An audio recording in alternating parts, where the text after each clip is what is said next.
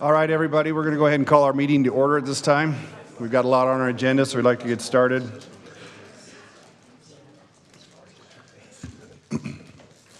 We appreciate everybody being here tonight for the Harriman City Planning Commission regular meeting for this Wednesday, October 2nd. Appreciate the attendance of everybody here. We're going to go ahead and begin our meeting with a Pledge of Allegiance that will be led to us by Chase.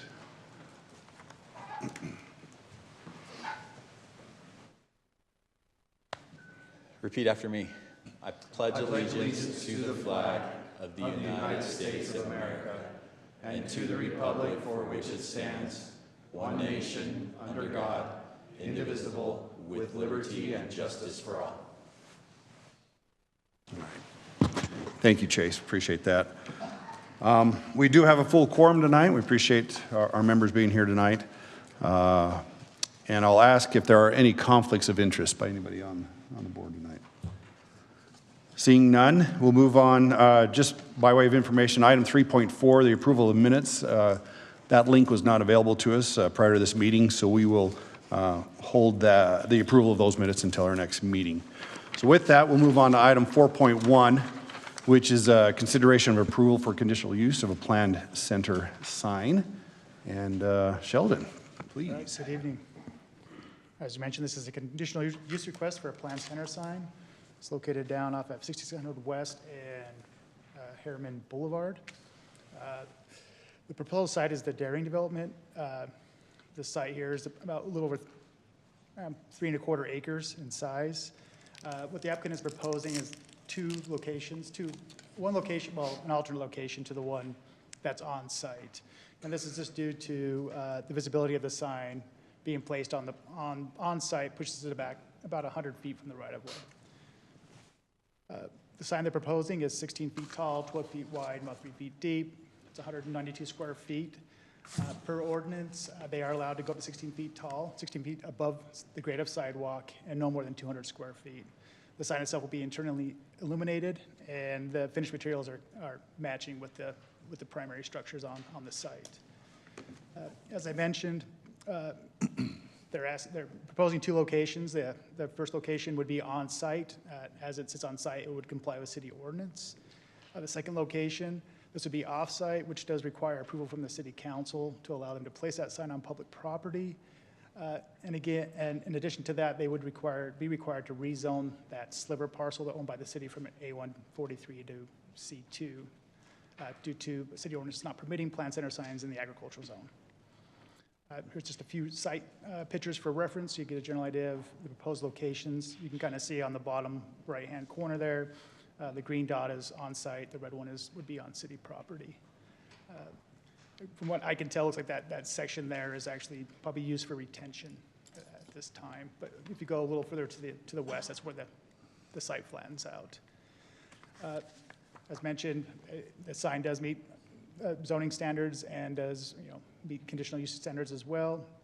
As far as on-site placement, engineering has no concerns. Again, if it goes onto public property, there'll be additional discussions, I guess, on that particular location, as just to ensure it does comply with clear view, and its place and location doesn't impede or restrict any infrastructure in that location. With that being said, staff does recommend approval of these following conditions.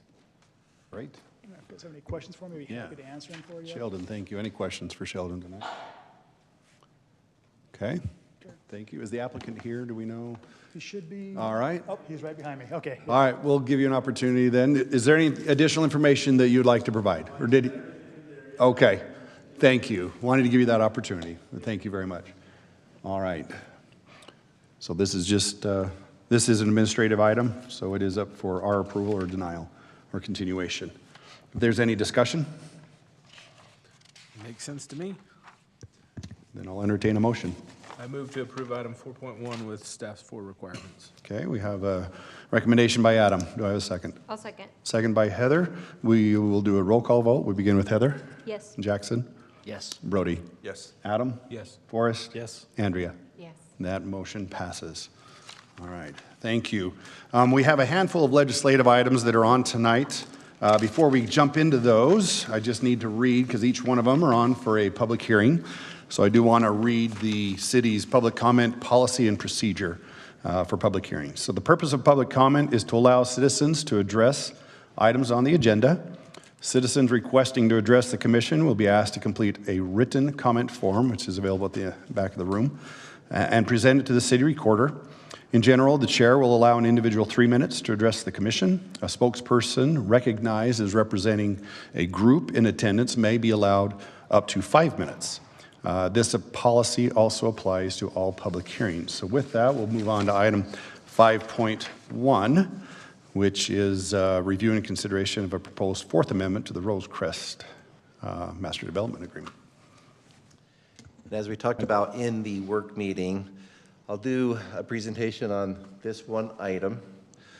The next 3 items on the agenda, 5.2, 5.3, and 4, are all interrelated, so I'll give one presentation on those 3 items together, even though the commission will need to hold separate public hearings and make separate motions on those items. Very the good. Same for the last 3 items on the agenda.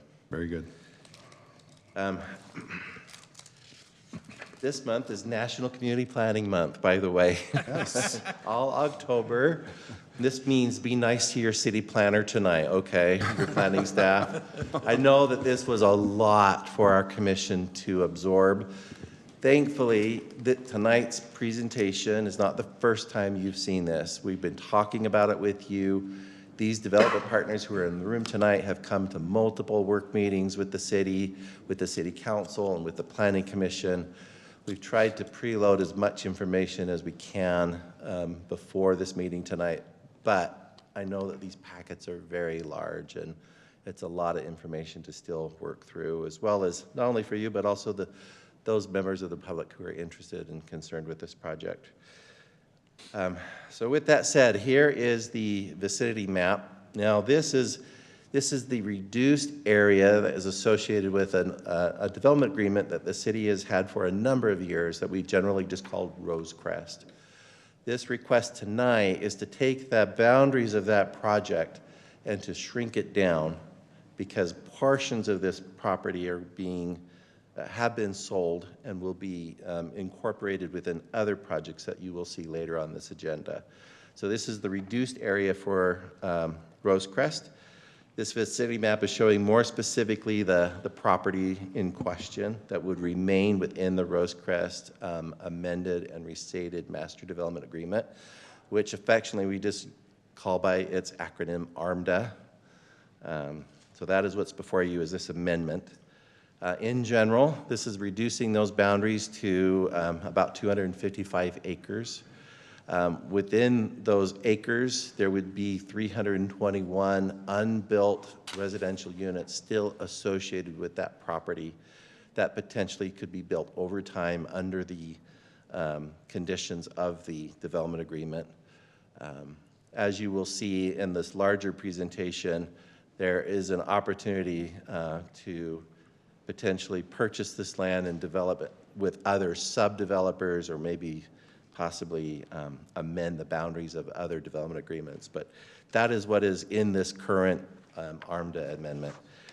So along with the acreage change and the unit count change, it amends the land use plan, the development plan.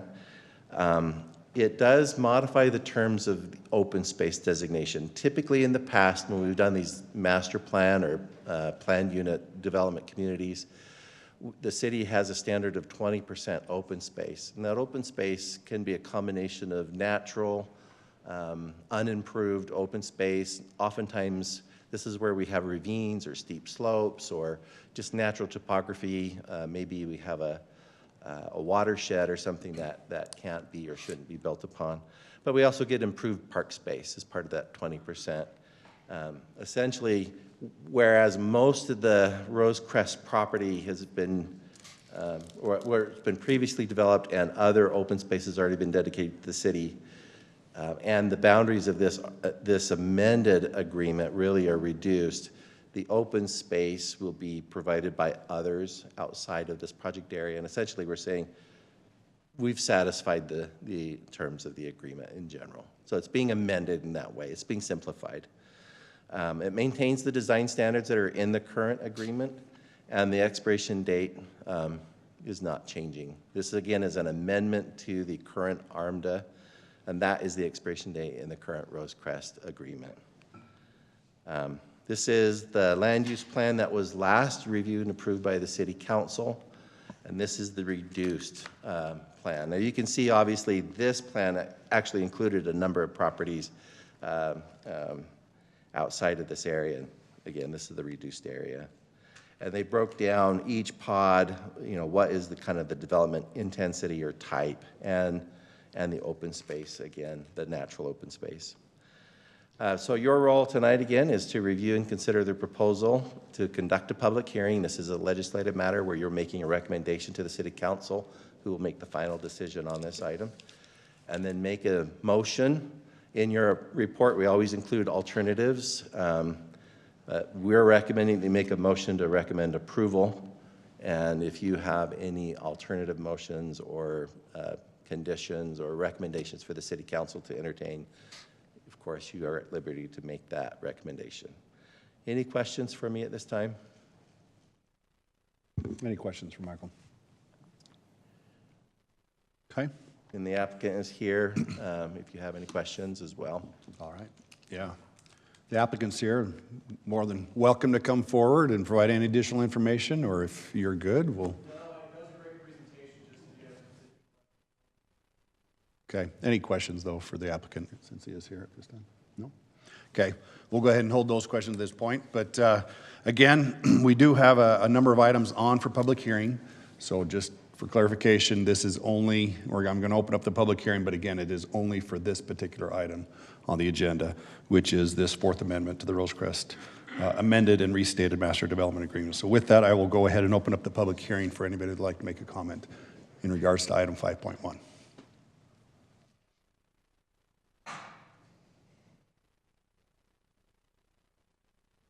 Seeing no comments, I'll go ahead and entertain a motion to close the public hearing.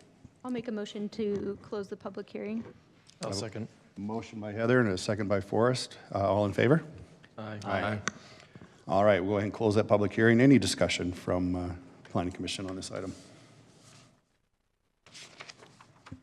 I had a question for Wendy. All right. Be ready. Get ready. Here we go. I was just curious on your thoughts on the open space accounting in this. So we are going to be redoing our Parks Master Plan, updating it. A lot has changed in 5 years since we did the last one. So we've already been working with the developers in this area to put together a comprehensive plan that will then be adopted next year. We want contiguous trails, trailheads. We're planning all that out. We also want the major parks in the area to make sure that they're unique from each other and don't have the same things, amenities in them. The PIDs have changed things a lot for us, and our new look at ongoing maintenance has changed a lot for us. And so we're looking at ways to kind of, because we don't have park impact fees in this area anymore, we're looking for ways to be smarter about the way we're spending money. So we're working with the developer on that. We don't want a lot of open space that we can't use, but at the same time, we know these aren't going to be football fields, right? It's just the topography doesn't allow it. So next year, we'll be doing our Parks Master Plan update. By the time they come back for another amendment, right, we'll have a really great plan in place. Do you feel like there's anything that we need to add to this amendment? I really don't. Okay, sounds good. Thank you. Great. Any other questions while she's here? There may be more on other items. Get yourself ready for later. So, all right. Yeah. Thank you. Great question.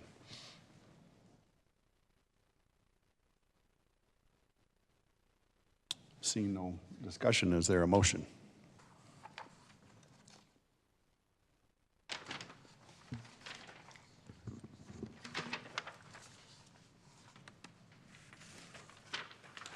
I'll make a motion to recommend approval of item 5.1 with the, is this two? No, two. Oh, Sorry, with the two two recommendations. 5.1 with the two recommendations as noted.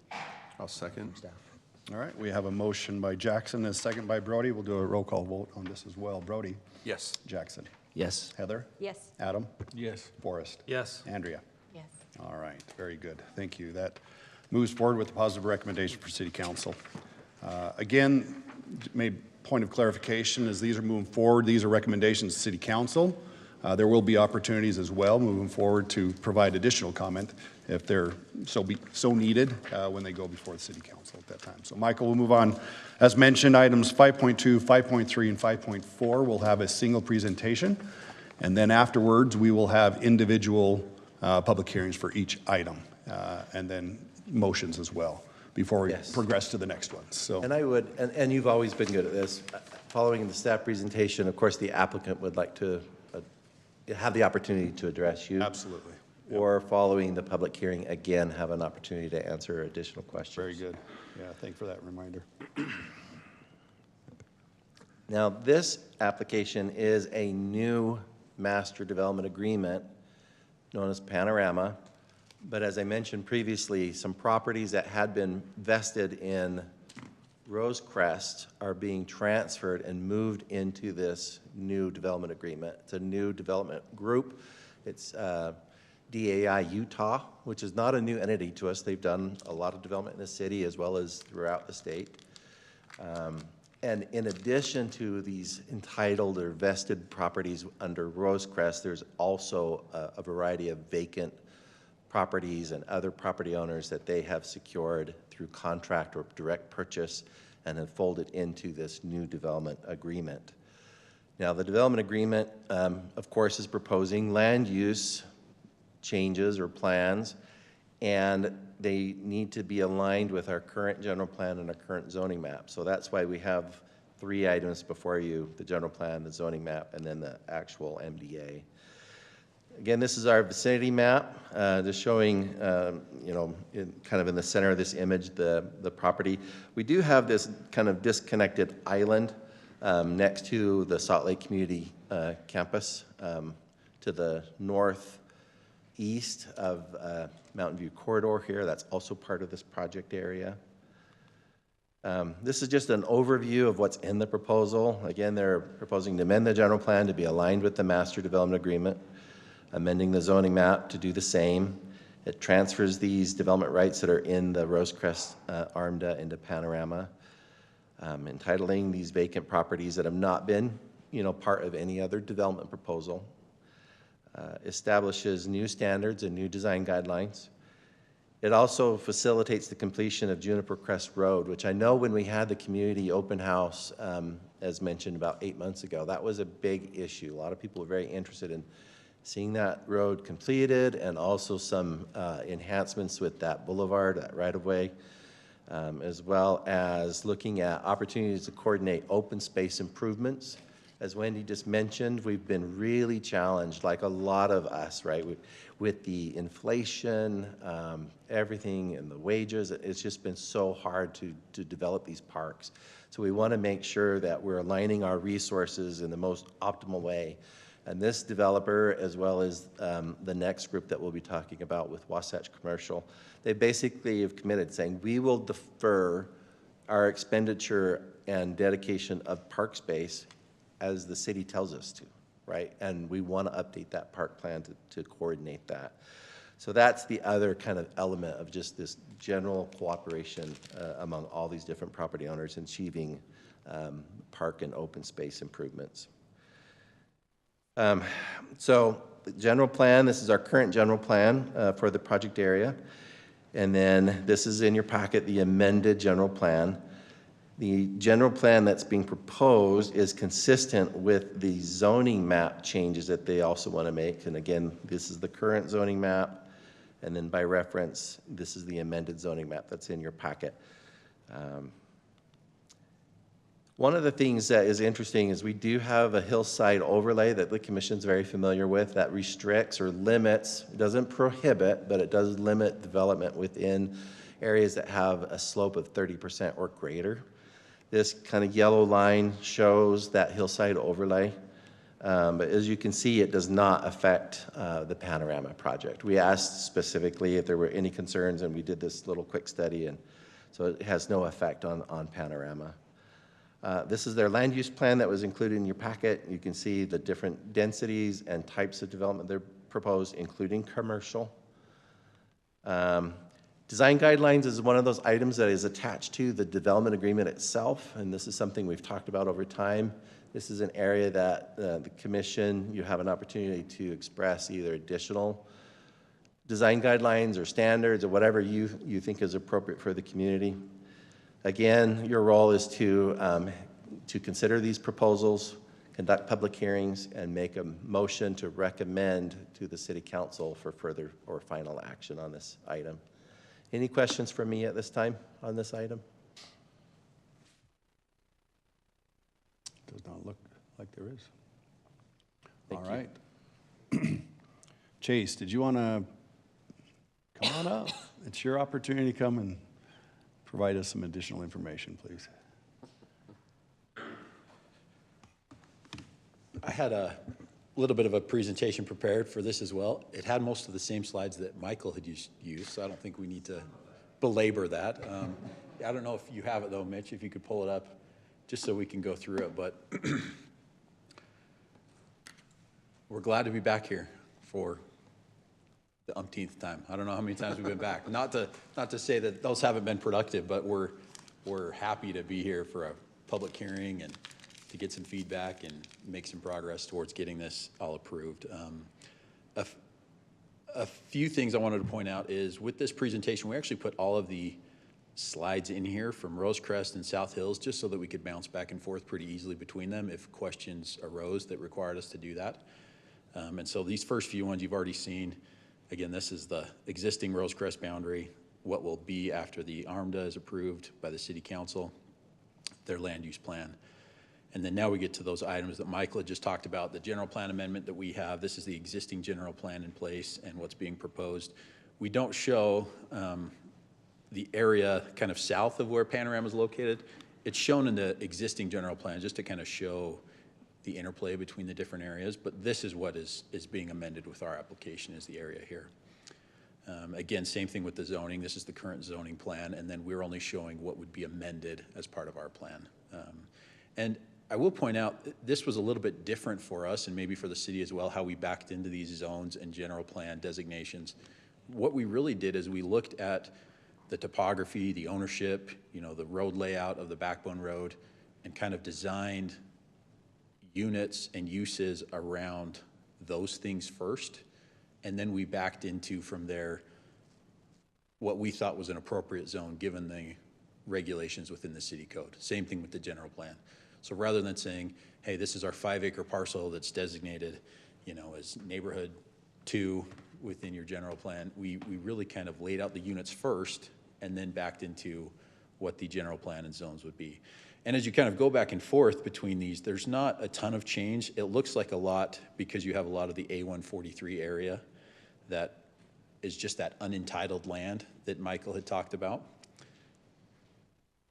But at the end of the day, it's actually very consistent with what was already existing for the Rosecrest boundaries that previously included some of these areas, and then what the city's current general plan anticipates. Any questions on any of these things first? Well, really, that's it. After that, it's Wasatch's slides, and they're going to come back up. We'll get to those a little later. Can you go to the Rosecrest one for me? Just so I can see it. This one? The original one. We don't have the original land use map, but this is the original boundary. Gotcha. I was hoping you had the original land use. Sorry. Can I pull it up here?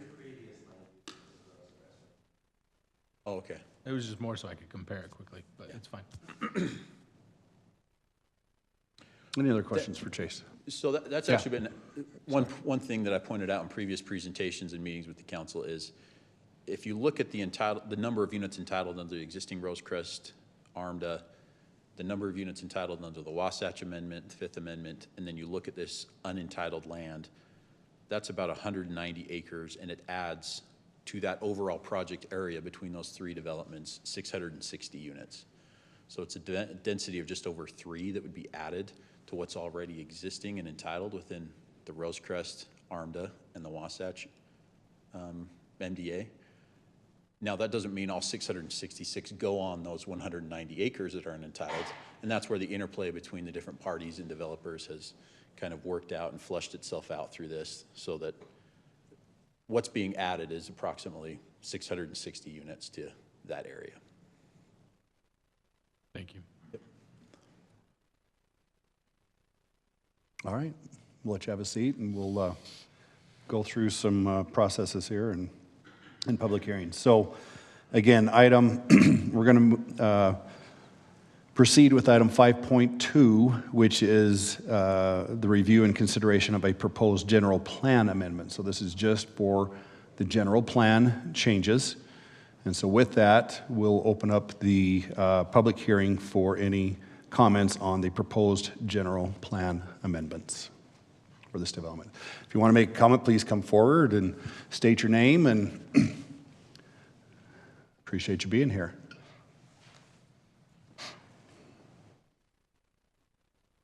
Hello, my name is Andrea Lee. I actually live in the neighborhood, or one of the neighborhoods that would be abutting this new development.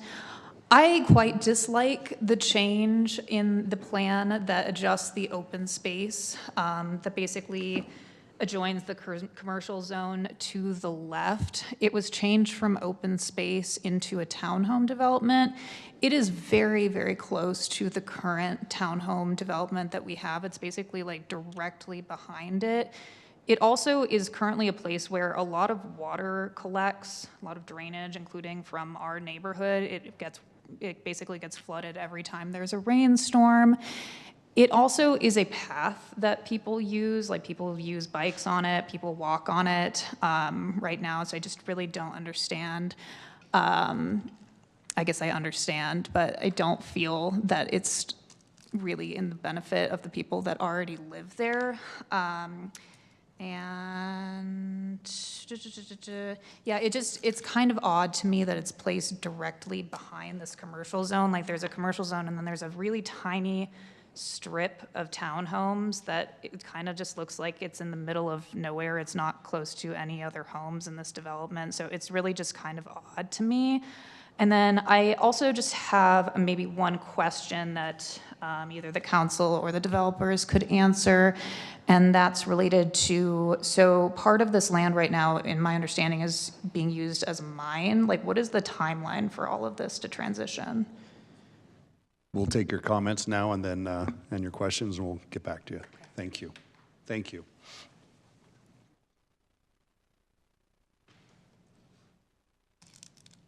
Any other comments?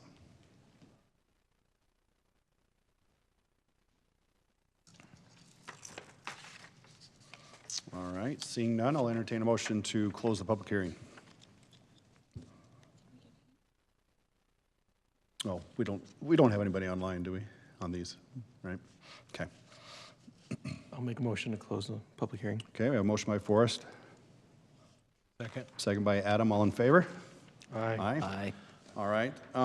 Chase, I don't know if you want to come forward and, or somebody else address the concerns of, and questions for our public tonight. Happy to. I was scribbling notes, so I hope I can read them here. I'll kind of go backwards. Andrea, I believe it was, asked a question on the timing of what's going on there. I believe we all know that that's being mined for material. That's one of the property owners who's participating in the development agreement for Panorama.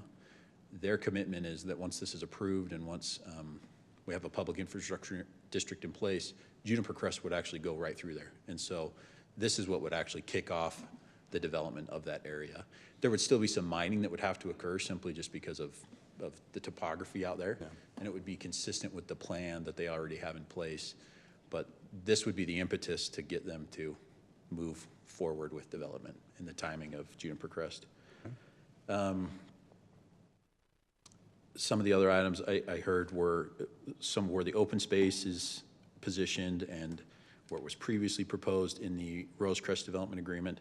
One of the things that we've tried to do is incorporate a trail plan through here that still facilitates some access from Mountain View Corridor all the way up into the mountains.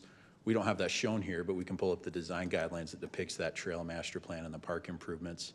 One of the things that we're cooperating with the Rosecrest developers and the Rosecrest owners is, as part of their development agreement amendment that you just recommended be approved, is a dedication of open space that happens on its own.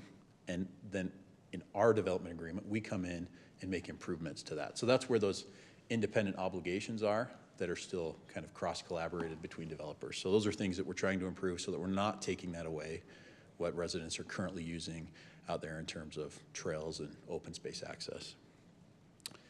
Another one I heard was some drainage issues in the area.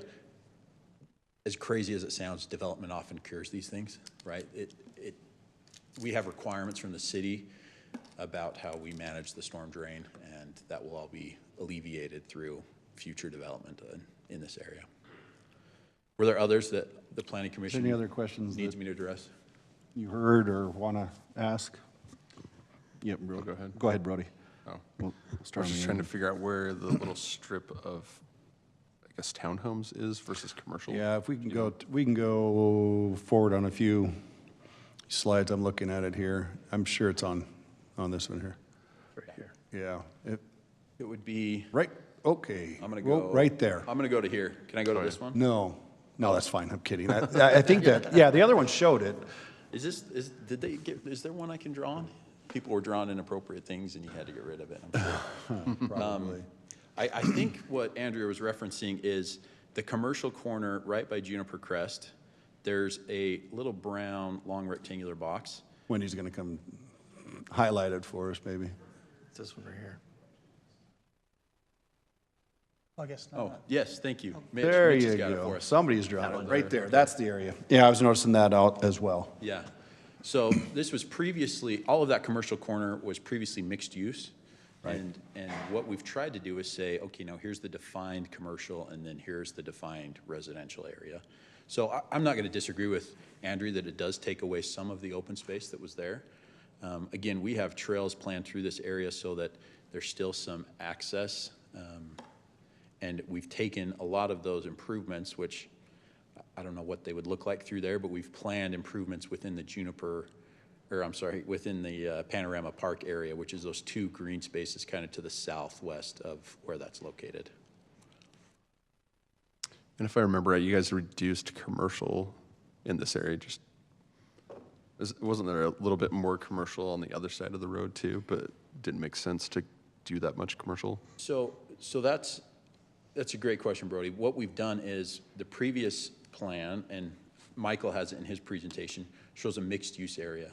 And under your mixed use zone, it's a split, right, of no more than 70 or 80% of one use type, right? And I've done this analysis in a different presentation that I had with the council. So under that, it wasn't really a defined area of commercial or residential under the previous Rosecrest land use plan. And what we've done is just defined that. So there's actually more. I have that breakdown in a previous presentation that I could go dig up right now if we needed to go through that again. But if you look at that commercial area right there along Juniper Crest, what Wasatch has along Mountain View Corridor, that commercial corner on the kind of southeast side, and then the commercial area that's located in the Elizabeth Academy or Tom Williamson property over by the school. If you sum all of that up, that's actually more confirmed acreage than what might have happened under the Rosecrest ARMDA. More acreage for commercial. Or commercial, yeah. So instead of it being in a mixed-use zone, it's now defined commercial, defined residential. Gotcha. Jackson, you had a question? Or that was the question? Okay. Question. Yeah. Okay. Yeah, and it looks like from this map, I mean, it's different from the one that we saw was in the packet. This shows a lot more open space than maybe what was even shown in, the attachment that I'm looking at as well. So there is still quite a bit of open space now in this area as compared to maybe what was being shown in the general plan exhibit that was in our packet. So that's probably what you're referring to. So I saw that as well, so. Heather, did you? Oh, Yeah, I Yeah. had a question. I just noticed a difference in the units. It's 1716 in this presentation, but then in the MDA, it states a max of 1630. In the MDA? Should say 1716 in the MDA. Sorry. Yeah, I'm not sure what version that was then. Is it the MDA for this one, or is it south? Yeah, it's for this one. I like 1630. You like that one? Better, Adam? Okay. Well, we can talk about that one when we get to that item then as well. But that's a very good point. We ought to keep that in mind. Yeah, the number 1716.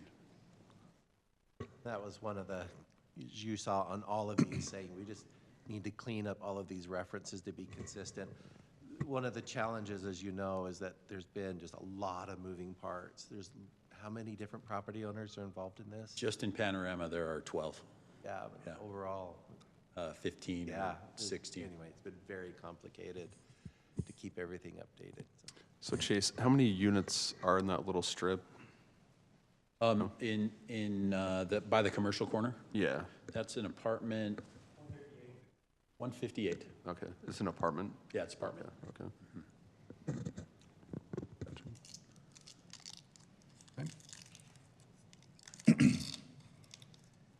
All right, anything else for Chase? Very good. Thank you. And I don't know, Wendy, you mentioned it already, but we talked a little bit about the open space, and as a part of the other, maybe you can help address. I know the city's been involved in these discussions with the open space as well, so Yes, maybe so help address those. Panorama, there'll be a trail along those apartments that come up. It's going to be piped, I believe. The drainage will be piped now and go into a detention basin lower down. So maybe that will help, like Chase said, take care of some of those flooding concerns. We will have a trail along Mountain View corridor that cuts up behind where those apartments are proposed into the Panorama Park, which will also serve as a trailhead.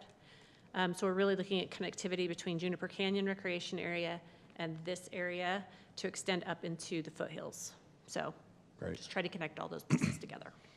Sounds like the city's pleased with the cooperation that's going on with the development So and things far, like so that. good, So far, but so if they good. make me mad, they know what happens. Yeah, so, right, okay, no, very good. They've been really great to work with, and Okay. and I think our vision's very similar, so. Thank you, appreciate that. All right.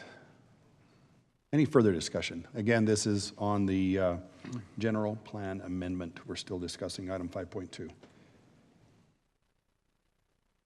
Or making a motion. I mean, I like the apartments next to commercial, since they have amenities basically right next door. And there'll still be connectivity Makes a to. good buffer between Yeah, it makes a good buffer between the townhomes and commercial too. the, yeah. Yeah. I think the project looks good. I only am concerned about trying to tie the two MDAs together. That's the Which will only, be on item 5.4 when we get there, right? So. Yeah, no, because right, yeah. yep, because this is just zoning. This is just the, This is just the general plan. this is just the general plan amendment, item So for 5.2. this one, then I'm ready to make a motion. All right, I move to approve recommend Recommend. approval of item 5.2. all right, we have a motion by Adam. I'll second. We have a second by Brody. We'll do a vote. Andrea? Yes. Forrest? Yes. Adam? Yes. Heather? Yes. Jackson? Yes. And Brody? Yes. All right.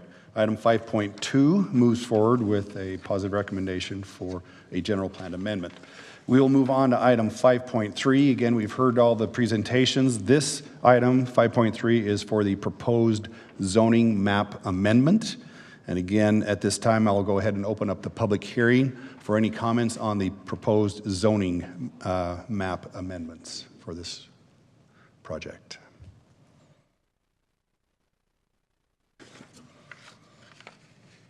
Okay, seeing no comments, I'll entertain a motion to close the public hearing. So moved. Motion by Adam. I have a second. Second. Second by Heather. All in favor? Aye. Aye.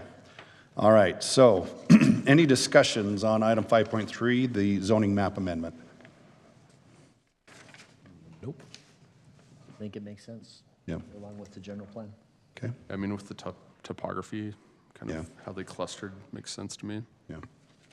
Is that a motion then? Sure. I'll make a motion to recommend approval of item 5.3. All right, we have a motion by Brody. Do I have a second? Second. Second by Forrest. Again, roll call vote for this one. We'll begin with Brody. Yes. Jackson? Yes. Heather? Yes. Adam? Yes. Forrest? Yes. And Andrea? Yes. Excuse me. That That moves forward with the positive recommendation to City Council for approval. Now we'll move on to item 5.4, which is a review and consideration of the proposed Panorama Master Development Agreement. So again, this is for the Master Development Agreement for this development. And again, it is open for a public hearing. So at this time, I'll open up item 5.4 for public comments through a public hearing process.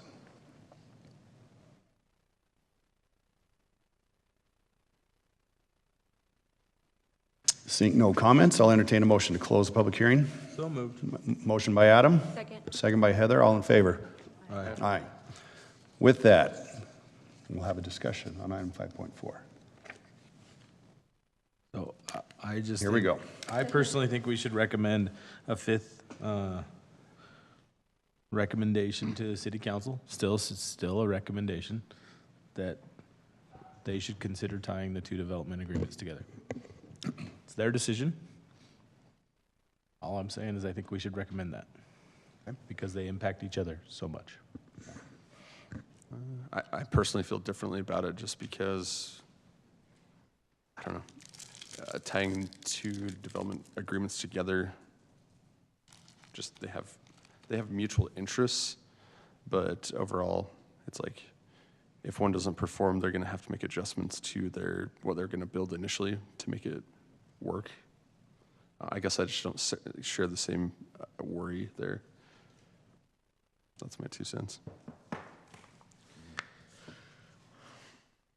I kind of look at it as they have to, or it needs to come back through the general plan. And that's what it's tied to, is the general plan.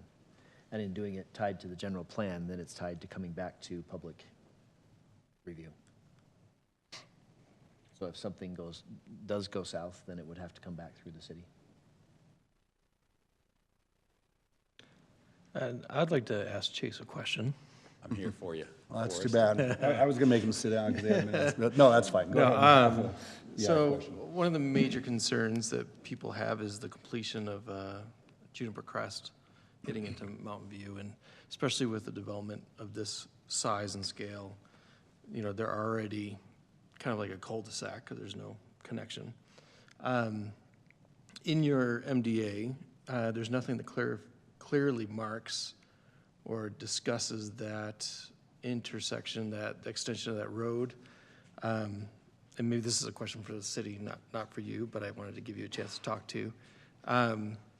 There is discussion of Backbone Road, but I don't think that signifies that extension of Juniper Crest, if I'm correct.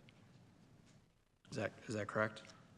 So is your question, are we My making a question commitment is- of when that will be finished in the MDA? Right, yes, that is my question, because that has been a topic that everyone's been asking for, is that's one of the first things that gets done, so that we're not overloading Juniper Crest going the other way, all the way over to Rosecrest, with all this new development before that's even finished, Yeah. so.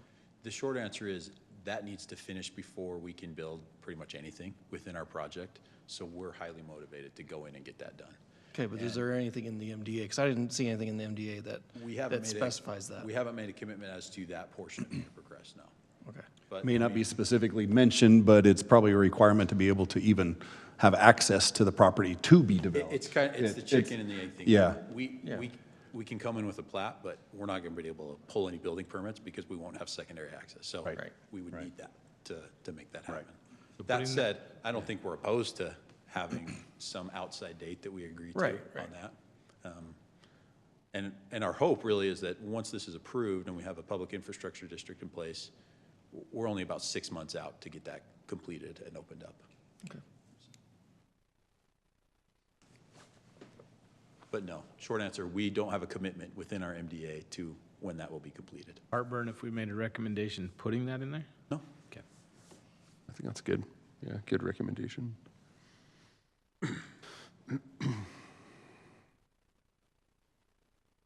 Any heartburn with tying these MDAs together has been discussed. Maybe you could help me Maybe a understand. concern. I might have missed some of that conversation early on. Maybe you could help me understand what the idea is between, what you mean between tying them together. There's just a lot of references between both, just putting a requirement on there that's clarified and codified. That's all I'm trying to say. I'm not trying to say that you should have financial interests, but actually taking the time when council goes to approve it to actually clean that up a little bit so that both are referencing, like the trail master plan references and things like that.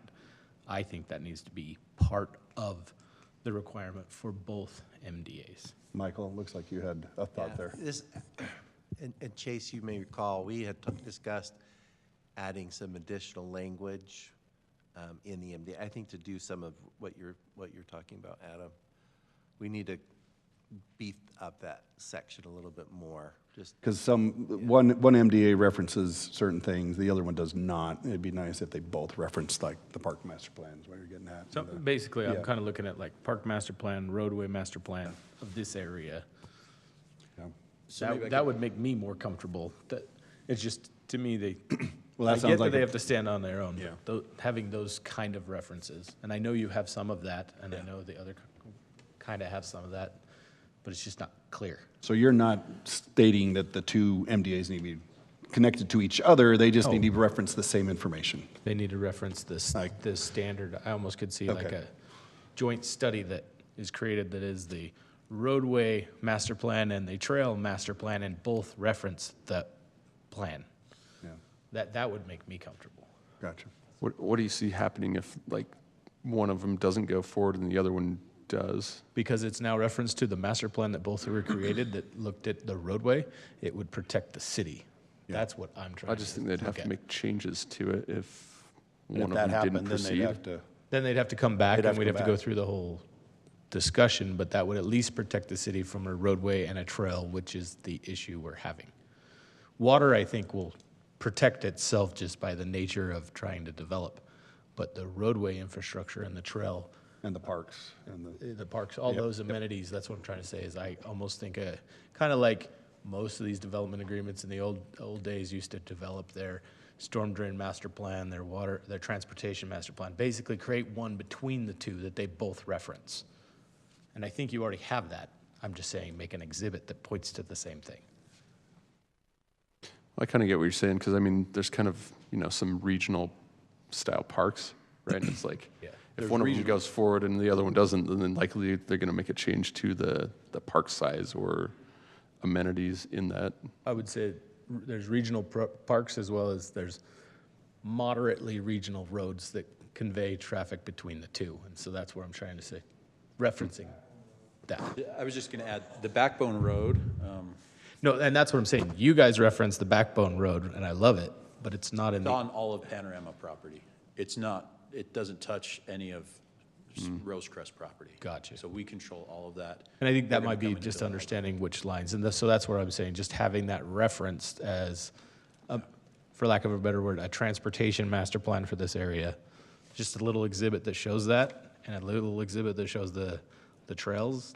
That's what I'm trying to say. So both are referencing that. The same exhibits. So, yeah. And that's kind of what Wendy was pointing out earlier anyway. So I'm just saying, having a document that's independent of that. That the master development agreements can stand on their own, but reference something that's a standard. that's a regional type, Oh, yes. This area. this areas, yeah. Yep. Yeah. Yeah, I guess I understand what you're saying. In my mind, I'm having a hard time articulating what that might look like in the language of an actual MDA. The exhibits we have, I mean, we have Yeah. storm drain exhibits for all areas. We have water master plans for all areas. We've entered into reimbursement agreements already with the city for infrastructure that will service this. So we have these exhibits, and so my counter to what you're saying is that that's already been done. The language might not be in the MDA to the level that you're looking for. And that's what I'm saying, before council makes an action, since we do a recommendation, put in a requirement that you guys both reference a trail I don't know the right words, but I'm just gonna say a trail regional master plan and a roadway regional master plan for both. And you guys both reference the same drawings and life goes on. Yeah. And when you say both, do you mean the Panorama and the South Hills? Correct. Correct. Correct. That's why I didn't say it on the Rosecrest one, because that's a different one where it Okay. went down. Yeah. But you guys are both increasing, so No, that's where I'm trying to recommend that. I think that's a reasonable recommendation. I just needed to flesh that out a little bit and make sure I Yeah, understood. and so what I'm, just to just so you can kind of envision, more so that when a council's hearing these notes, basically a master plan document that both reference to, whether that be your guy, so that the exhibit's the same number, basically. Yeah, we've tried to do that by actually having roads that stub into theirs, and then when you look at their master plan exhibit, it picks it right back up from where it left off, Correct. but it's not one exhibit. Like And that's what I'm trying to say, is I think you guys have done this coordination. I'm just trying to align so that if you, like you said earlier, both of you said, if something did go wrong, you have something to point back to so that we don't have to start back over completely. There's at least a standard there. I'm not worried about Craig. I am worried about Wendy. But I'm fine. Craig, yeah. Just don't want to make Wendy mad. She is feisty. Yeah. So That makes sense, though. that's the Makes only sense thing. and doesn't sound like too much of a heartburn since the work's been done already. And I'm not even saying it's something that this body needs to look at. I'm saying a recommendation to council to actually No, I like Put what you're that saying. in as Yeah. Put that in. Any other thoughts on those items or? I just appreciate that, articulating Yeah, that makes a lot of sense. Yeah. That part, yeah. Yep. And maybe we can do that in the recommendation. We can definitely do that in recommendation. Sounds like, looks like somebody's writing something down. Any other discussions? This has been good. I know I've said this multiple times, but I think just the coordination between two master development agreements is pretty amazing, and the number of landowners they've brought together, because it just is going to make a better large-scale development versus piecemealing it. Yeah. So, Yeah, we appreciate the work that's being done, for sure. Not only with the developers, but with city staff and whatnot. Lot of work going in on this, so Lots gone into it. looking forward to it. I did just want to follow up on Juniper Crest. So Ryan made the Thank point. you. We've Yes. already got the UDOT approval for that access onto Mountain View, Fantastic. and that expires in about a year. So we would have to go through the UDOT You- approval you- process again if we let There's that an lapse. incentive for you to get that We have done no within the intent next on year. letting that lapse, so. Very good. Okay. All right, any other discussion? Thank you, Chase. I have a question for Matt. Oh, Sorry. perk up. There we go. Is it pretty typical for our MDAs to just automatically renew at 10-year renewals? Okay. Because I feel like rather than stating in the MDA that it's automatically extended, I think it should come back and both parties should agree again. like a sunset. Yeah. Is that another recommendation you would like to see on any motion? Sunset clause, is that what I'm hearing? Okay. And that's in regards to 3.12 for the term. In their agreement? Yeah. Is that just if they haven't commenced development? What frequency are you proposing, Heather? Well, it's at a 10-year, but I think that they should come back and, you know, if everything's running smoothly and the council at the time approves it again. I think it would have to be if they haven't started work on it. If there's no progress? And if I could speak to that just a little bit, I hear what you're saying, and it's actually a balance, right? You have to look at the size and the scope of the project and just reasonably how long that's going to take. And so what we've done is tried to propose an initial term that takes that into account, and then also allows for an automatic renewal if we're not in default, right? If we're not doing some, or if we're just dragging our feet and we're not doing what we're supposed to, that would nullify that automatic renewal. Or if we've defaulted on one of our obligations under the development agreement, that would nullify that automatic renewal, and we would have to, at that point, come back. But what it also does for us is says, hey, here's a window in which you have to initially get things done, and if you need a little bit more time and you're diligently working towards that and you're being a good partner with the city, that automatically extends and you get a little more time to do that. So we're not trying to come in and get a 40-year term right out the gate. It's more of, Yeah, hey, you bring right. up a good point because we do have that limitation that you're not able to add land, and Right. So maybe you're okay not adding that I think I'm okay, yeah. without that? Okay. I can see why you may want it, but I also can see Yeah. it will be hard to change stuff Yeah. then as well. And I assume that it's supposed to say 15 years and not just 15 15 years, yeah. It just from says the effective 15. date hereof. I was reading that as well. 15 could be 15 hours. 15 seconds. Might want You to gotta get a lot clarify. done. Race it, go. Yeah. Okay, I'm ready to make a motion. I move to recommend approval, item 5.4 to City Council with staff's 4 recommendation with 3 new recommendations.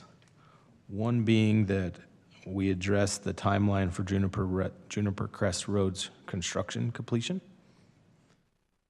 I'm not quantifying the timeline. I'll let you and council decide that. A requirement that this MDA references a regional roadway transportation plan between all of the developments in this area, and a trail master plan for the same type of regional trail reference. So your third one is the trail. That's the 6th one, or 7th one, I guess it would be. Right, your third additional. Yep. All right, we have a motion by Adam. I'll second. We have a second by Heather. We'll do a roll call vote. We'll begin with Andrea. Yes. Forrest. Yes. Adam. Yes. Heather. Yes. Jackson. Yes. And Brody. Yes. All right, that moves forward with positive recommendation with 3 additional recommendations for City Council. All right, with that, we'll move on to items. We're going to have a presentation now for the last 3 items, items 5.5, 5.6, and 5.7. A similar process here. We'll hear regarding the South Hills development, and then we'll have 3 separate hearings and motions as well. Michael. Really, for the benefit of the general public, as the commission knows, the last item was a new development agreement proposal by the city. Again, that will be, that agreement is effectively between the city council and these private development interests. And so that conversation will continue on with the city council in their meetings. This is actually an existing development agreement that the city has had for a number of years. We call it the South Hills Master Development Agreement. Recently, the Planning Commission and the City Council entertained what we call the 5th Amendment to the South Hills Development Agreement. And these amendments are not uncommon. Obviously, these take many years to develop these large projects, and things change and new opportunities come forward. This one is a little bit interesting, this amended and restated Master Development Agreement that's before you tonight, because essentially, all of the parts that are associated with this proposal, the Planning Commission and the City Council recently approved in that prior amendment. This is really more a cleanup. We wanted to have a clean, fresh document that was legible, that had all updated exhibits. The council wanted to reference the current general plan rather than the older 2008 or the East Harriman general plan that the older agreement had in place, and then also our current zoning map. So this is just a kind of a refreshing of what we've already agreed to. Now, in addition to that, there's also been some additional boundary changes. So this is the area. This is further south of the 2 previous projects that you reviewed tonight. This is the more specifically showing the project area for this amended and restated development agreement. As we said, we have a general plan amendment, a zoning amendment, and the actual ARMDA document. So it amends the project boundaries. Again, there's been some property sale and acquisition, and so it's cleaning up all of these boundaries to be accurate and consistent. It is aligning that general plan with that 5th Amendment that the city had approved. Again, just bringing all the documents up to a current standard. So it improves our ability to administrate the development of these projects. Same with the zoning map. So it's just aligning that zoning map with the development agreement. It is also, as we've been talking about, there's this coordinated effort with this open space planning. And so it's kind of deferring some of those specifics based on the city's update of our own Parks Master Plan. And then once we have that completed, once the City Council has reviewed that and approved it, which of course you will have an opportunity to have input on, then we want to make sure that we align all the resources and all of the park and open space planning with that new parks plan for the city. The amended and restated development agreement consolidates all the relevant portions of the previous amendments into an easy to administrate, well-organized document. It'll focus more on what is left to be developed. We did this with Rosecrest many years ago where we had an amended, and we kind of basically said, okay, what's been developed in the past, we're really going to focus on what's still to be done. And that does include commercial. You recall we had 2 pods that we called pods 35 and 39 that Wasatch has been developing for a few years now. So it has commercial and residential, as well as these open space improvements. So this is the general plan, the existing general plan, and the proposed, what those changes are. And then same thing for the zoning map. Now, one thing I did want to make mention, our general plan, we do have open space designations in our general plan. It is one of the land uses, but we only apply that open space to property that the city owns or controls. Because if you're identifying open space on private property that we don't own, there are no zoning equivalents. And so that can be argued as some type of a taking if somebody wanted to come in and rezone, or we wouldn't allow development because it's not consistent with the general plan. But we would like to see the general plan map be updated once we work through these open space dedications with this development in party. And same with the zoning map. We don't have an open space zoning district. So even though this zoning map is just, all solid land use, commercial and residential, we will still see open space within these areas. This applicant is affected by the hillside overlay, and as mentioned in the staff report, they had requested a removal of the hillside overlay from their project area. And as you can see, this is a slightly outdated community map underneath this. But they are affected by this hillside overlay. This is a study that I think our community development director, Blake Thomas, very quickly did as far as where do we still think we have natural topography. As we know, there's been a lot of grading for development under the previous, the current South Hills Development Agreement, where for years they have been mining or grading the property in anticipation of developing this area. But we still have some natural topography. You can see they have largely been trying to preserve a lot of that, but they are showing some areas where they are proposing to do development in some of these areas. This is the land use plan that's associated with the development agreement. Again, this is just consistent with the previous document. The only change is, again, the updated boundaries because of these property swaps that have been happening with all these different parties.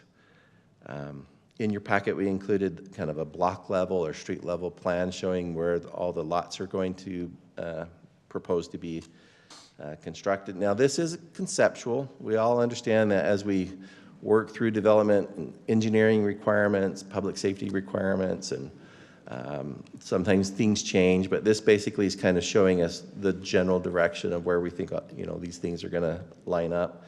You'll notice that in the lower left-hand corner of the screen, this is an area that is owned by Staker, and we generally just refer to this as the Pod 20 area.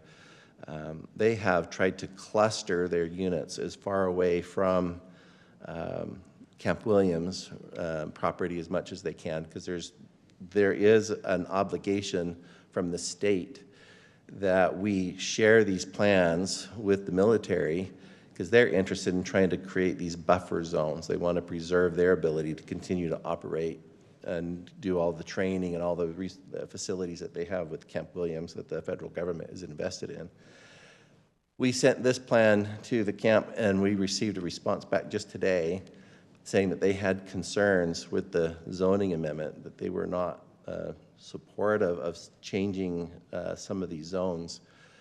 There are development rights already associated with our current zoning map. In fact, we studied this Pod 20, and potentially just looking at just raw acreage, you could have about 47 homes. But this is proposing to cluster those homes, again, trying to move those homes away under the current zoning in this proposal. This is an area that would show where the sound, I think this is the sound study, right, Clint? Saying what properties would be affected. And this is the reasons why the military is saying we're concerned about having development in these areas, because when we have residents this close in areas that we know have larger impacts from military operations, we get a lot of complaints. And they want us to change what we do, you know, how we conduct our military training. And then that starts to make the base less effective, you know, for preparedness.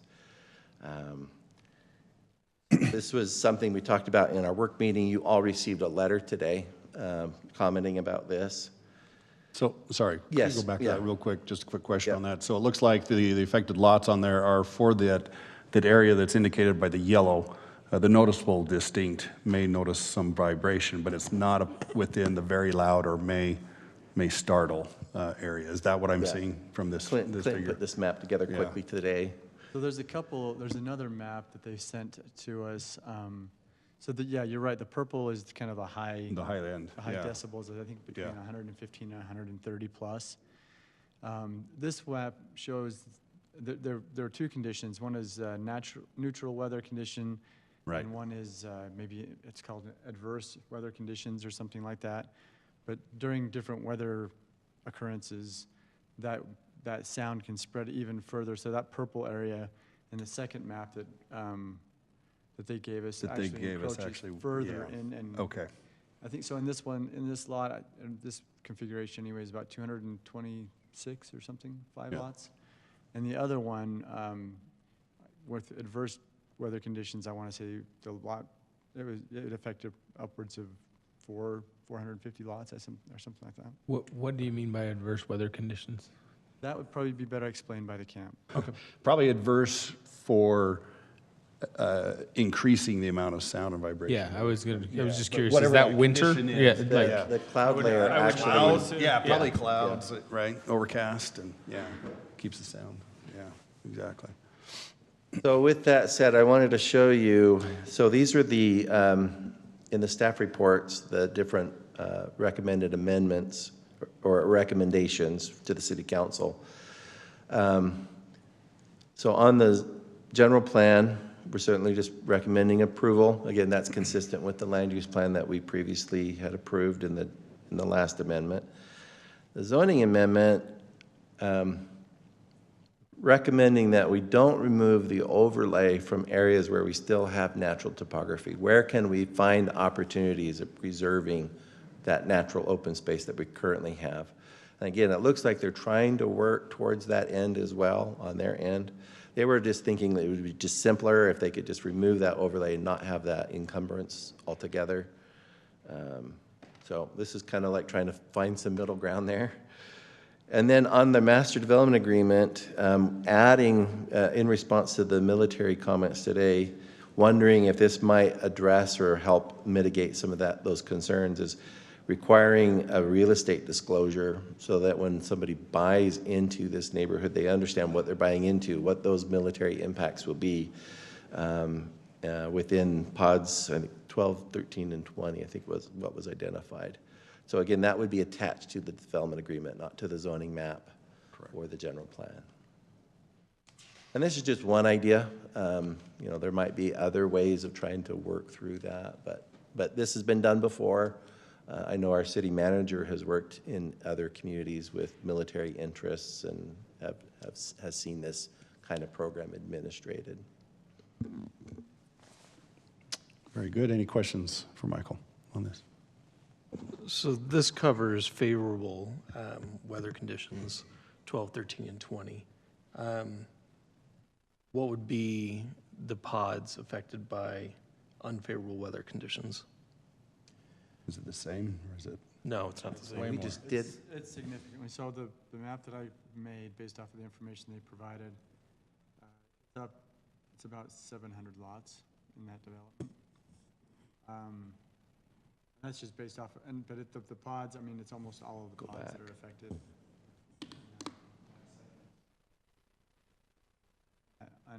Unfavorable. So maybe not limited to the pods, but any that may be affected by neutral or adverse weather conditions, right?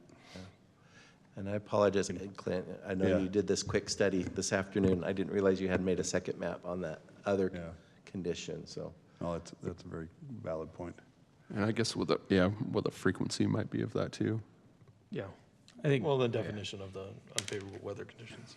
I think we'll get that in public comment is my guess. Yeah.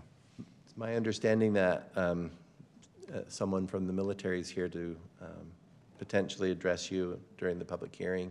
Okay. So, Good to know. So we can amend that recommendation, but that's a good question for that one. Any other thoughts for Michael? I have a question, Mike. The maps that were included in our items, I understand they're conceptual, but the layout maps of the lots was not the same maps that we got in our packet. again, there were adjustments. They were yeah, modified. Yeah. What's preventing that from, or what's, again, I get it's conceptual, but what's preventing them from just going back to the old map, essentially? Well, again, that's one of the conditions of approval. We want to make sure we have consistency between all of these different documents. And so we'll make that cleanup with the MDA. It'll be all attached to the MDA. I mentioned in the work meeting that all of these items, the general plan, the zoning, and the land use plan, it'll be all in one document with the council.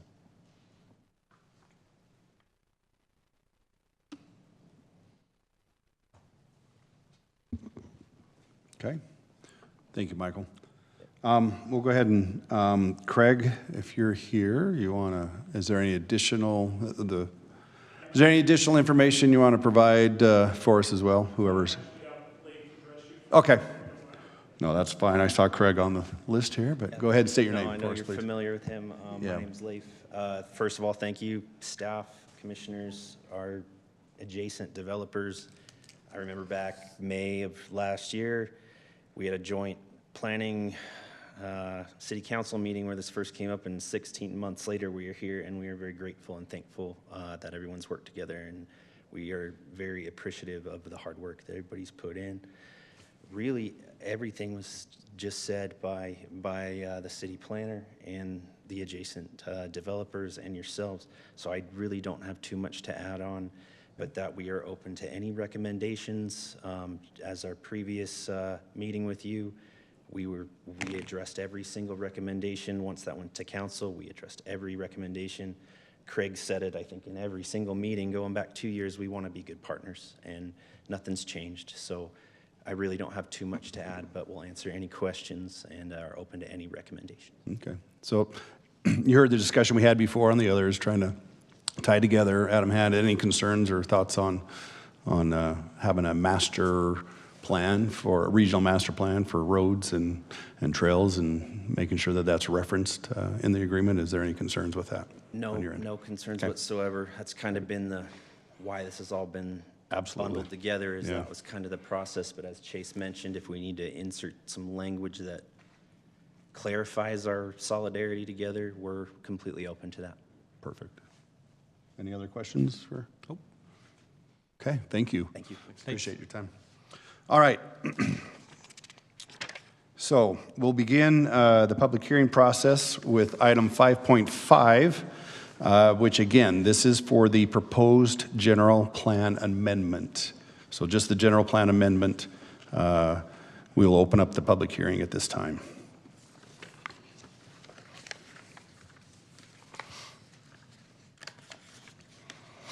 Okay, seeing no comments. Oh, do we have a comment? Nope, they're leaving. All right. Seeing no comments, I'll go ahead and entertain a motion to close the public hearing. So moved. Motion by Adam. We have a second. Second. Second by Heather. All in favor? Aye. Aye. All right. Any discussion on the proposed general plan amendment for this property, for this development? Not on the general plan for me. Not on the general plan. No. Okay, I'll entertain a motion.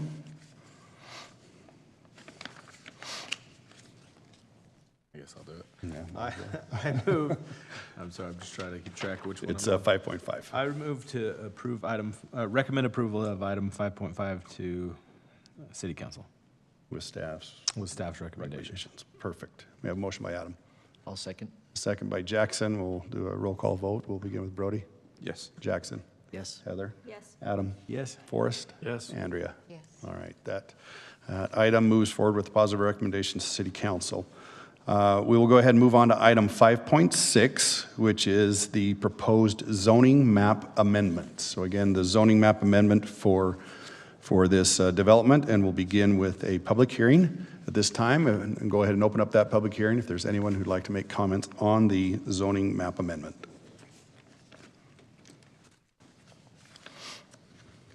Go ahead and just state your name for us and your interest. My name is Ryan Becker, and I'm the ACUP Program Manager for Camp Williams. ACUP standing for Army Compatible Use Buffer, the buffer that Mr. Malloy was referring to in the planning. So, first of all, I want to say just how much I appreciate working with the city and the partnerships we've had over the years. It's nothing but a community feel for us, and we hope it's mutual. And secondly, I want to thank the developer for the changes already made there. Out of good heart, that was a great initiative. So our specific concern is the proximity of residential development to the boundary of Camp Williams and the training activities that happen adjacent to that boundary. The largest concern is artillery live fire training. So right off of, directly south of pods 12 and 13 on the hillside that's elevated above there is what we call our 500 series firing point, where artillery fires from the firing point, and that's what's going to create the peak noise levels that would affect this community. The map that Clinton put together was that under favorable noise conditions, what the intensity of that sound wave and then the amplitude would also carry with that as far as vibrations. The difference with the unfavorable that was asked is based on the ceiling as far as cloud cover, humidity, temperature, all that affect how those sound waves and the amplitude of those travel. So low cloud cover days with higher humidity basically allows that baby to echo. And so what that looks like Clinton said, he has a map for you can review, but what that looks like is that 130 above decibel level actually carries 0.6 miles beyond the Camp Williams border up into this community. And that's our biggest area of concern.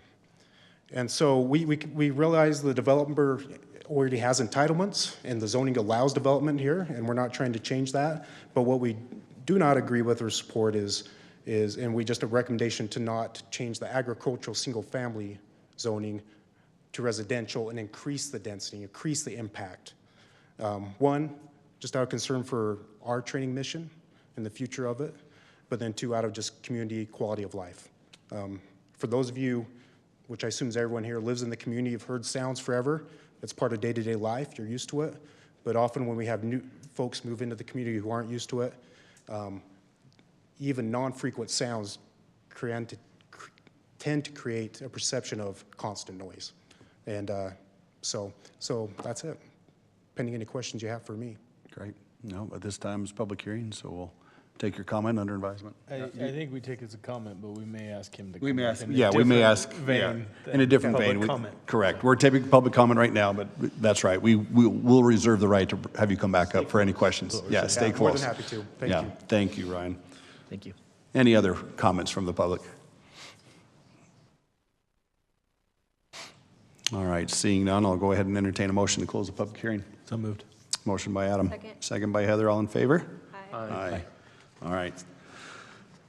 With that, we did receive a comment, and so there is an opportunity, Leif, if you want to come forward and discuss any, address the comments that were made, we do provide that opportunity for you, or, we're going to have a discussion as well, but the concern from Ryan that was brought up, from that, if you'd like to address I that. believe he said pods 12 and 13 were the concern there. I may be confused, but I think he said single-family residential. That is currently what we have proposed there. It does say medium density there, so maybe you could clarify, are you wanting it to be a lower density? Well, I think, prior, it was I think he's referring that they want it to stay the same. A143. He wanted to keep it as an A143. Gotcha. Yeah. You know, no real comment. He mentioned previous entitlement, but we don't want to play that card. We want to be good partners. Whatever mediation there's historically we've heard about, you can have in the deed or the title that the property owner has to be notified of these sound conditions that are around them, or other construction methods that could be done to solve that. We're fully open to anything. We do not want to disrupt what the training processes are that are going there. We obviously would still like to, you know, build what we have, but we want to play ball. Okay, thank you. Commissioners, for your reference. Yes. We've got that other map that Clint made this Is this the other map then? Okay, very good, thank you. And I had a thought, and it's left my mind. Oh, I was gonna ask, from city staff, the difference, you know, going from the A143 to the new R2, I guess it's R215, R115 in this area, the number of lots, the difference in the number of. What's the difference Yeah, in the density, or even the number of Yeah. properties that are actually gonna be built between the previous plan, based on the, you know, Based the on- zoning map before to the zoning map that's being proposed. Do we know roughly what the difference is of the number of lots that would be associated there? I'm putting you on the spot a little bit, I appreciate it. I'm looking at I appreciate the that, but yeah. zoning table. And maybe, I don't know if the developer knows the answer to that No, question as well, And I but, don't know the actual unit, but per acre, I can tell you, you know, in the R215, you can have 5.8 units per acre maximum. R210 is 8 units per acre maximum. that being said, obviously, the ability to develop all those is hindered by the terrain that's out there, but the number, the actual number as well, I'd be curious, but. But I maybe think it's- pod 20 is the one in question, right? Is If we just- that the if we one, the really- pod 20? And that's the FR 2.5. Remember, that's 2.5 acres for 1 unit. Yeah. That was the one we said Okay. that we looked at. And just under just basic, just 47 acres versus alone, it was 48. 40. 47 versus 48 is what I was hearing. There was Right. like one more with the Now dune. they basically have. Clustered 48, them but- So to they have 48. this, they have the similar number, but it's just clustered, it's not spread across. Okay. So this is where I'm gonna ask Ryan, if Go Chair, if ahead, you're okay. by to all means. Come back up, if you wouldn't mind. We'll get your steps in today if you haven't already, so. And this is just because, obviously, we appreciate you coming to represent camp. We don't always get you to come to this, so I'm just going to ask you a couple questions. With this revised map, in the yellow, because I honestly don't know what we mean by when we say noticeable distinct. I mean, I've lived in Harriman for 20 years. I know what noticeable means to me. So what is a homeowner in the yellow area going to experience? Will they have the potential to be having windows bust and things like that? Or, like, trying to understand what we need to levy on requirements at some time, if that makes sense from constructability. Obviously, there is entitlements to the land. Does the camp have anything for that kind of awareness Or in the yellow? recommendation, Or right? recommendations? Yeah, so in the yellow, you can see the range is 115 up to 130 decimals. Down in the bottom end of that, the 115, folks usually describe that as very noticeable but distant. You know, it's not startling, it's not causing people to jump and twitch. Once you start hitting about 120 or so, that's when the amplitude starts to shake things. You're gonna feel windows shake, maybe things shake on the walls at peak noise levels.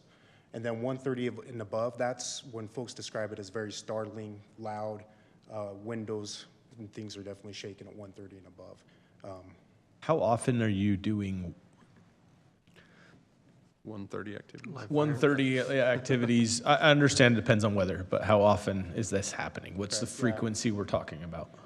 So- Ish. I know you're attesting, I get it, but ballpark. Yeah.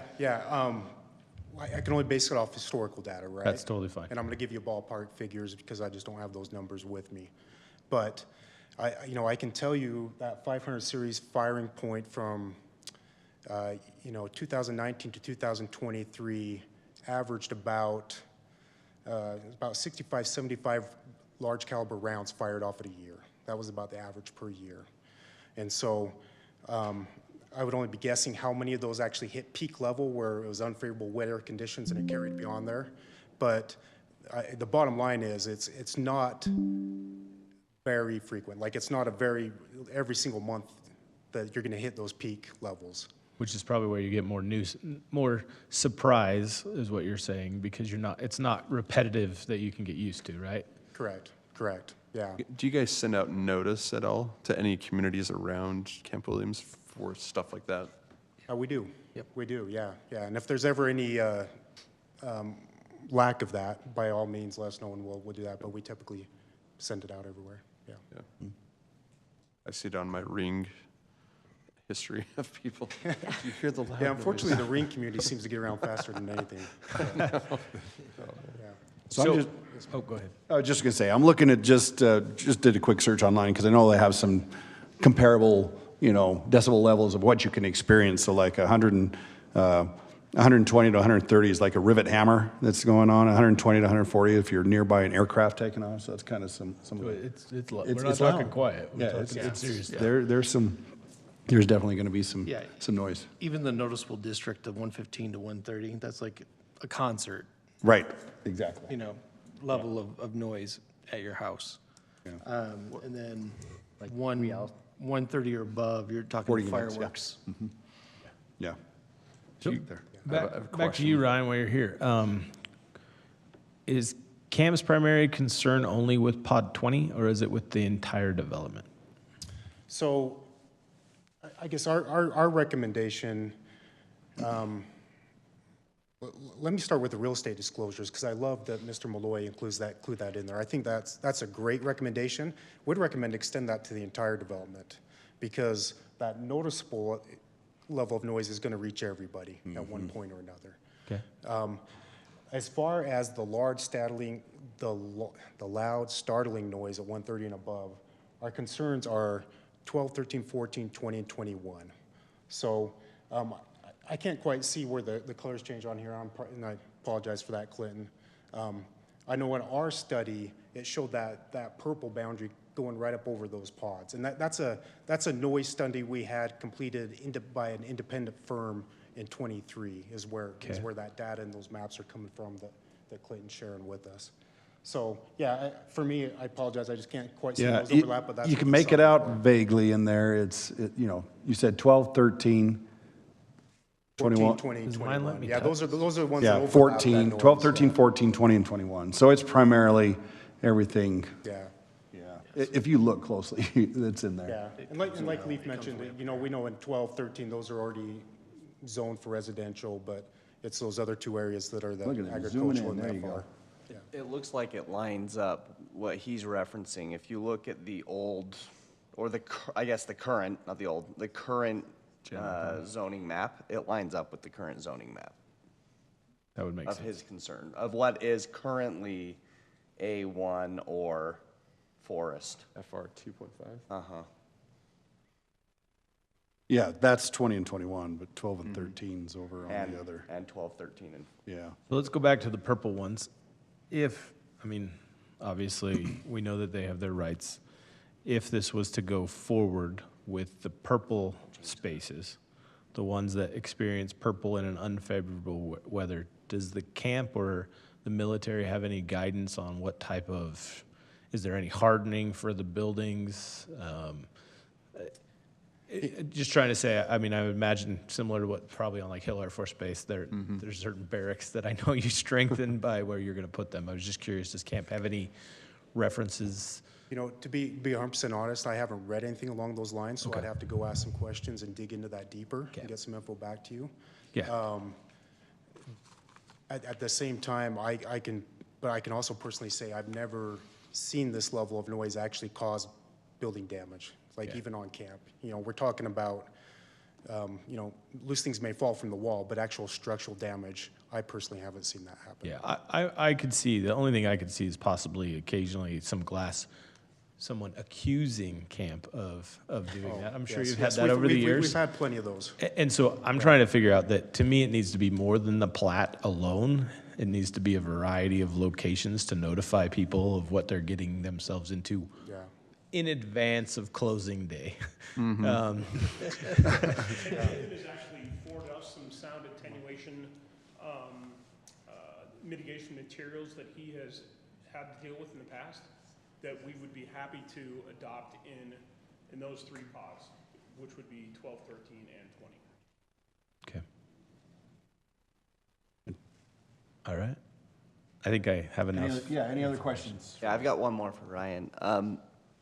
So what, I know your recommendation is to, consider those pods as being an issue.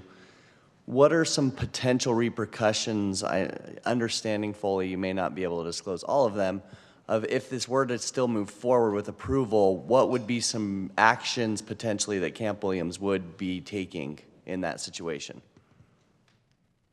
I'm going to be open book, and I don't see any we would. Honestly, we're as a partnership, we're providing our assessment and our recommendation, but we understand that it's up to the city and the council to make their decision on how they want to develop this. So, if the city council have decided to develop everything they can, we understand that's their decision, and we'd work with that best we can, and we appreciate playing ball with the partners and do the best. So. Yeah, I used to live in Layton, so I don't know if I was on the phone and one of the aircraft went over my house, it's like I couldn't hear, I couldn't hear what. Wait a I was minute, talking to somebody, let me it's like, finish, hold on a right? second, somebody's flying over me. So in essence, like I kind of feel like the whole city was impacted by Hill Air Force Base. Yeah. But that's a little bit different than explosions. Yeah. I'm just saying that. I guess it's more of an awareness. Yeah, I guess I know I can hear it coming, so it's like, okay, there's an aircraft coming over my house. And I'm South Jordan, so I get the Blackhawks and the Apaches that go over my house all the time. Yeah. Get you that vibration in certain windows and you find it, right? Yeah. I think we all are used to it.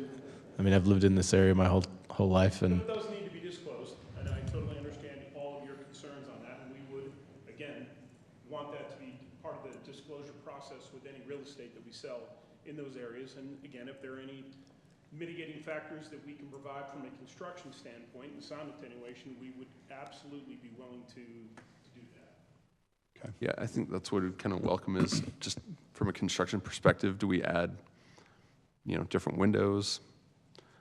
Maybe there's, just Different R those. factor in your insulation. Yeah, R factor, like thicker R rating. yes, because on we need to insulation. protect both interests, but still allow mission to happen for camp and people to buy homes with the awareness. Multiple interests that need to be protected here. Correct. Cities, the camp, the developers, the homeowners. I mean, Yeah, because we don't want to cause a bunch lot. of problems for Camp Absolutely. Williams. Absolutely. Nope.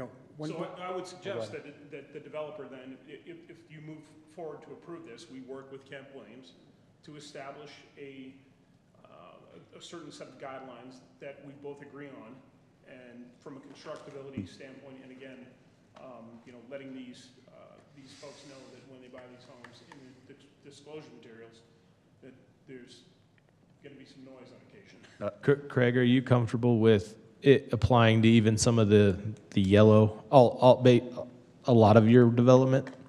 Well, I mean, At least the notification on the plat is what I would say. location, yes. Sound I think you need to have big signs coming into that development. I'm okay with 12, 13, and 20. Okay. And I'm okay with notification on anybody in the yellow. That's kind of what I'm thinking as well, so, okay.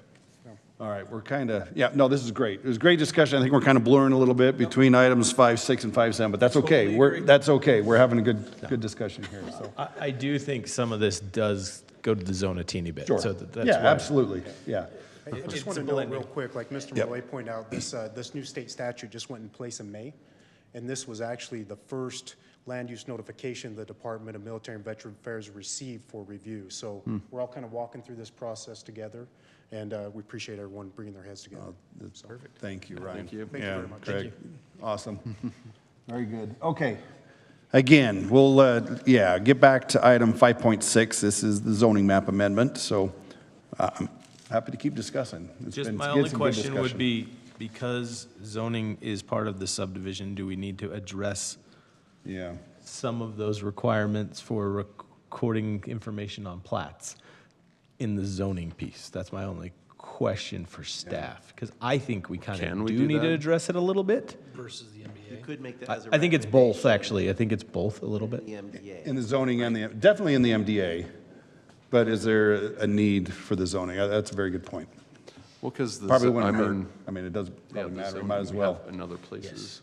right? We might as well cover our bases here. Well, I would say if there was a noise impact overlay, Yeah, that might be one way to do it. That's, hey, there you go.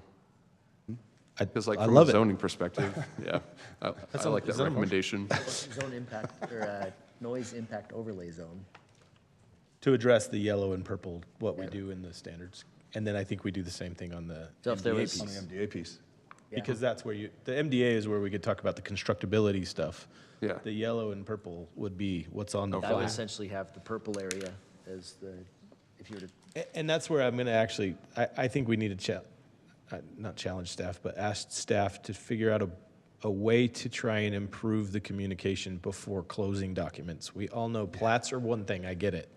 But when you've bought your dream home and you're signing your paper, that is when you just want the paperwork done. So we need to figure out a better time frame for, especially in this case. Yeah. This will impact council members galore. And I made the comment, you know, but requires signing as you're coming in and this is being developed and people are driving up to take a look at the lot, they need to see a sign or something. Just, hey, by the way, you are, You're near an active training Yeah, zone. I mean, whatever it it's may be. clear at Hill Air Force Base. Like, you can see planes, you can see runways. Like, that's clear. It's not clear on a mountainside that's adjoining city trails and stuff like that. that this So, happens a handful of times a year. I'm just trying to say a way to try and capture that sooner Yeah. than closing Could documents. require signage in the MDA. So within the MDA, if it's possible, you know, we'd have to create a tool to do it, but we could require that, as you were saying, maybe as part of the subdivision recordation, right? But you'd have to do that in the MDA. The zoning conditions, you can only do uses, dwelling unit density, building square footage, and height of structures. So attaching something to the zoning Is not the is place. not going to work. It Okay. has to be something you express in the MDA.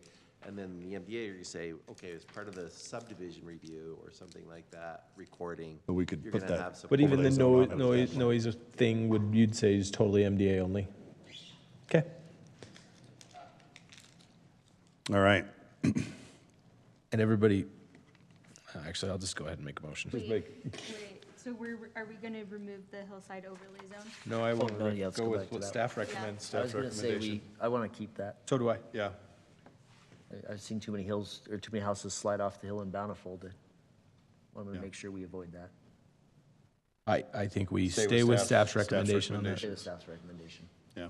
So with that, I'll make a motion to approve Recommend recommend approval to city council, item 5.6, with staff's one recommendation, and I'm going to repeat it to make sure council understands that we keep the hillside overlay in place. I'll second that. And I have a motion by Adam and a second by Jackson. We'll go ahead and do a vote. Sorry. Just point of clarification. Yes. For areas where we have current topography, right, existing topography that's Correct. 30% or greater. I just wanted to highlight that we want to keep it. Right, where that condition still exists, because Correct. there's been a lot of grading already under the current agreement where that's been changed. The 30% is no longer there. So the 30% overlay is going to be amended to where the 30% condition or greater exists now. Correct. Topography, yeah. Yeah. Okay. My motion still stands. Does second still stand? Second, yes. All right. Call for a vote. Brody? Yes. Jackson? Yes. Heather? Yes. Adam? Yes. Forrest? Yes. And Andrea? Yes. Very good, thank you. All right, so item 5.6 moves forward to City Council with a positive recommendation.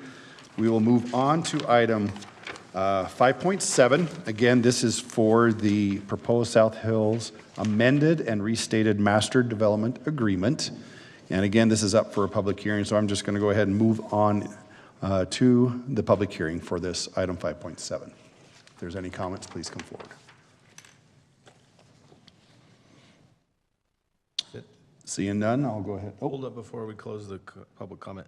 Yes. Since we did so much public comment related to things about camp, do we just need to at least tie that, the notification to this, since we're gonna put a bunch of requirements on the MDA related to that comment?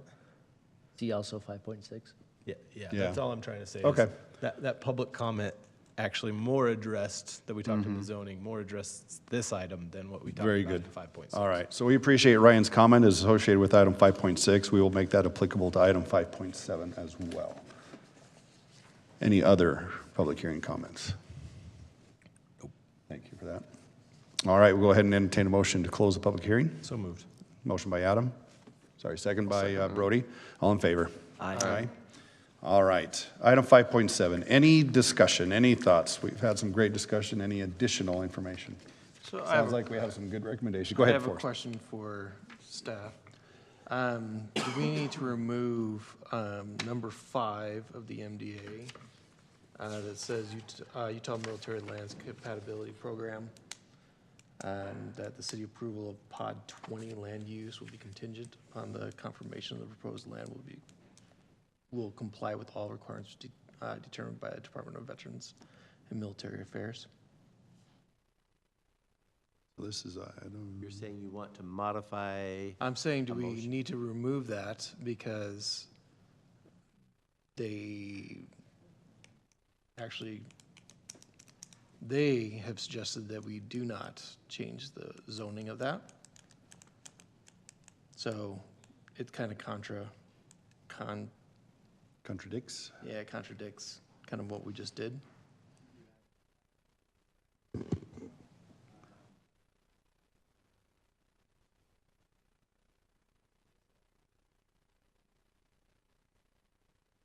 Okay. Sorry, which item was that again? Was that in 5, you said? He's actually reading Yeah, it. it's number 5 of the MDA.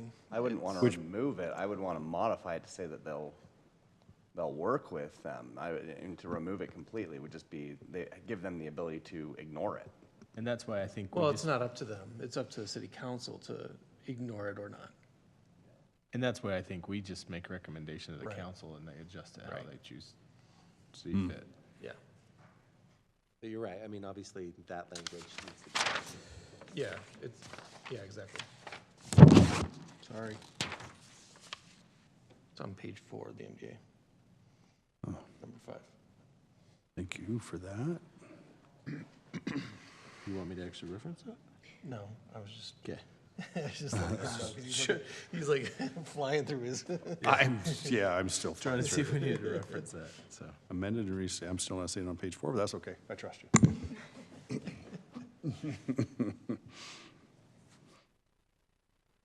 So with our last discussion on keeping the hillside overlay zone, on page 7, they talk about clustering of units in Pod 20.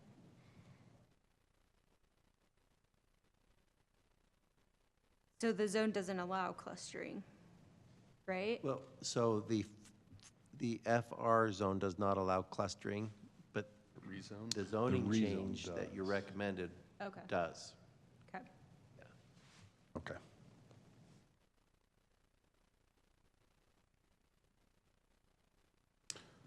Just some of our last comments that we had, I think, with materials, as far as minimizing the sound inside of the homes, is important to me, and then just notifying people that they're moving into that type of a zone are two things I think are important.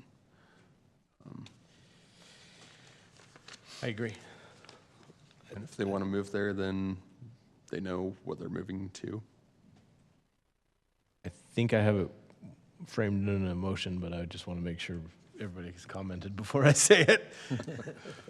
I mean, I Do guess. you want to test I- us first before you? We See can. if there's any variances that we would like to make, So what I would say is, and I'll repeat it obviously when I actually make a motion, Correct. is the same item we required earlier, a roadway master plan reference, a trail master plan reference with all of the adjoining developments. That would be 2 and 3 additions.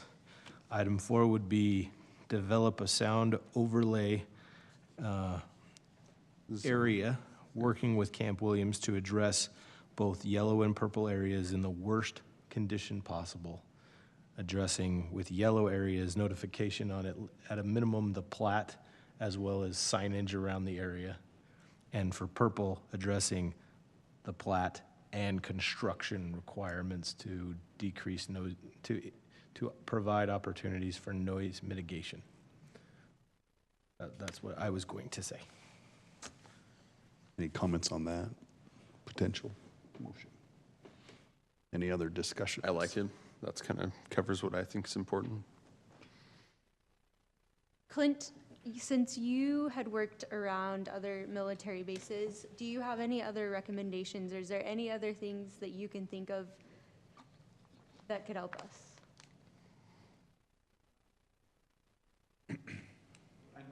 This was a new regulation that we,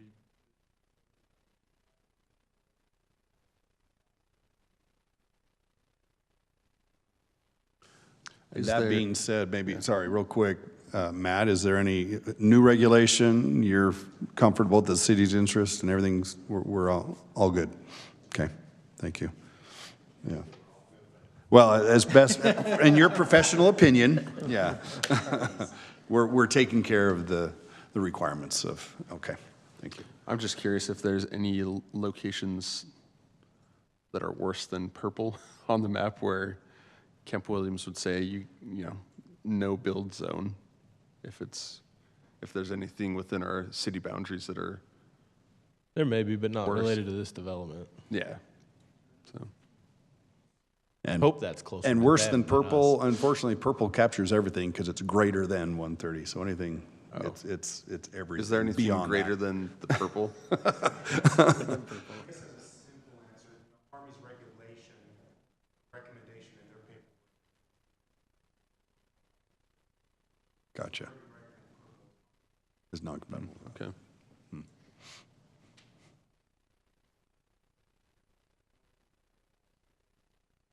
Yeah. So, I know in federal government buildings, they can do blasts and hardening for the structure.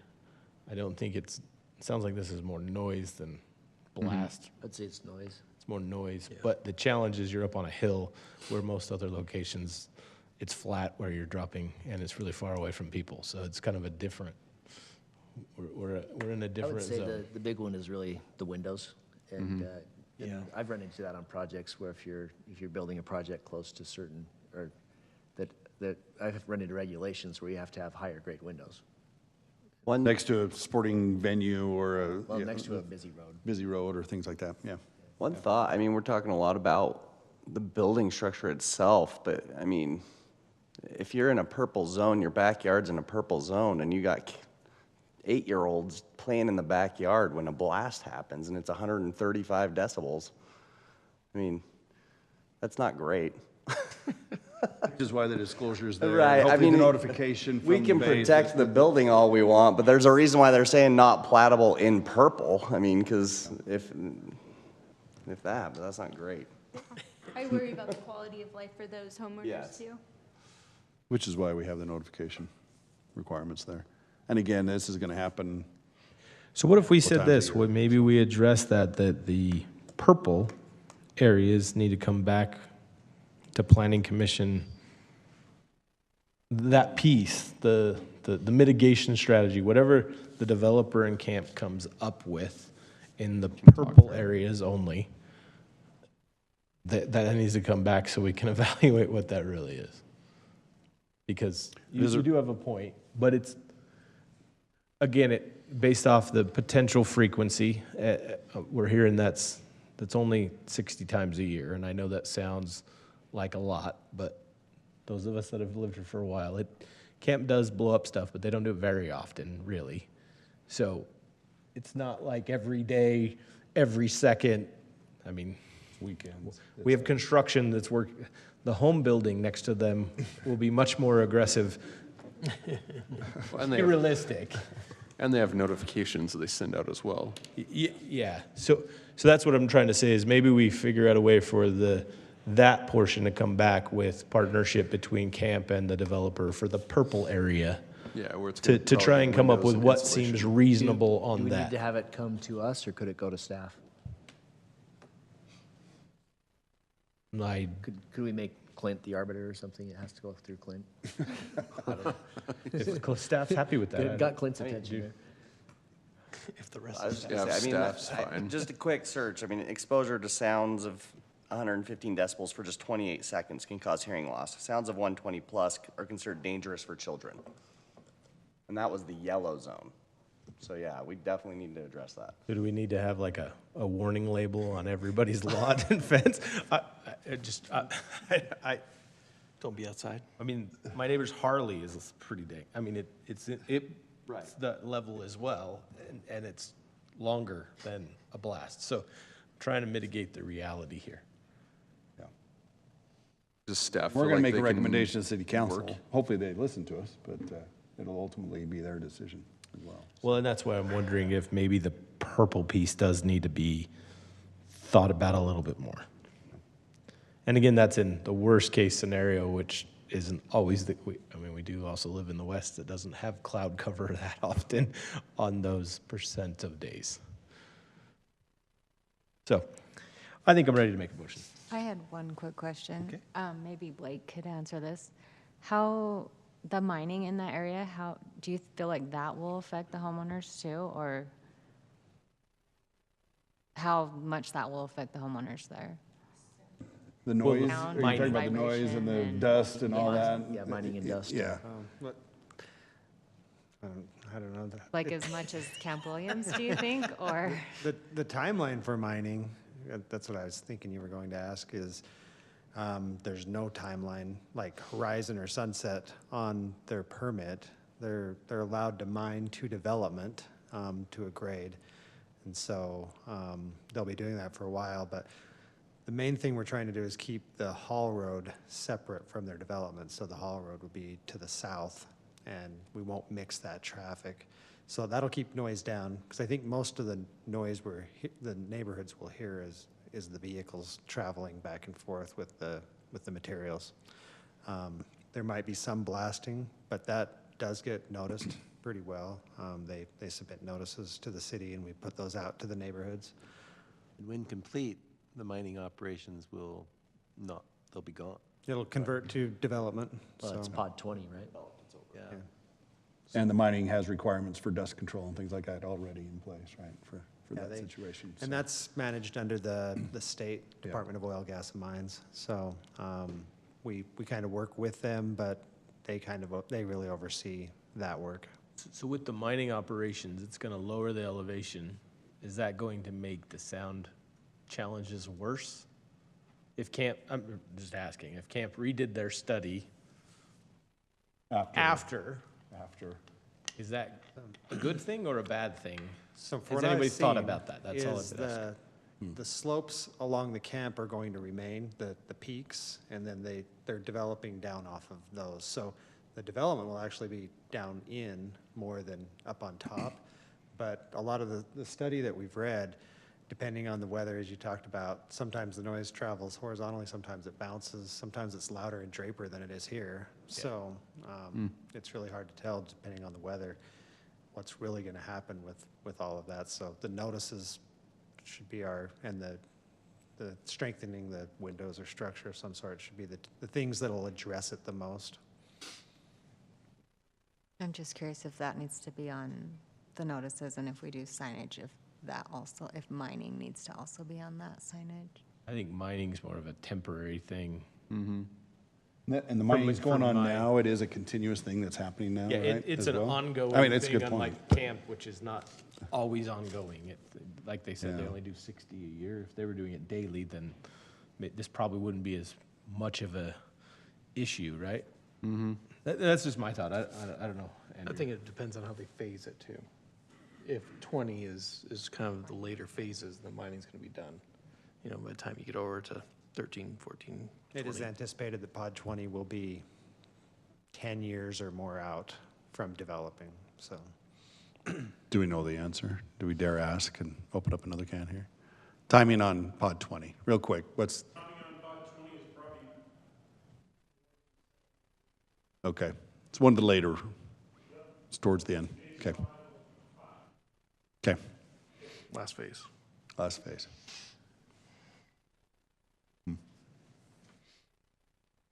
What's your thoughts, Andrea? Do we want to? So I wonder how often they do those sound studies. That's what I was just gonna Yeah. ask. Camp, how often do you do your sound study?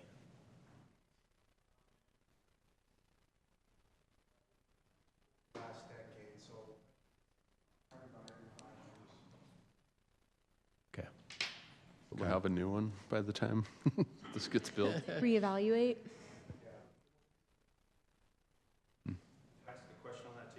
Sure. We're being unconventional today. That's fine. That's fine. Come on up. This is a complex one. Does that sound study, do you go to that site with a decibel meter, or is it just based on a horizontal linear calculation, or does it calculate the elevation and if something's below that? So I'll go give you what I've read in the study, because I wasn't present when it was conducted. What I've read, it's all based on. Could you get that in the micro? Yeah, we probably ought to, thank you. What you're saying is very important. Yeah, I'm sorry. More steps. It's all good. You need, yeah, we all need more I'm steps. good with steps. Yeah. I get enough in these days.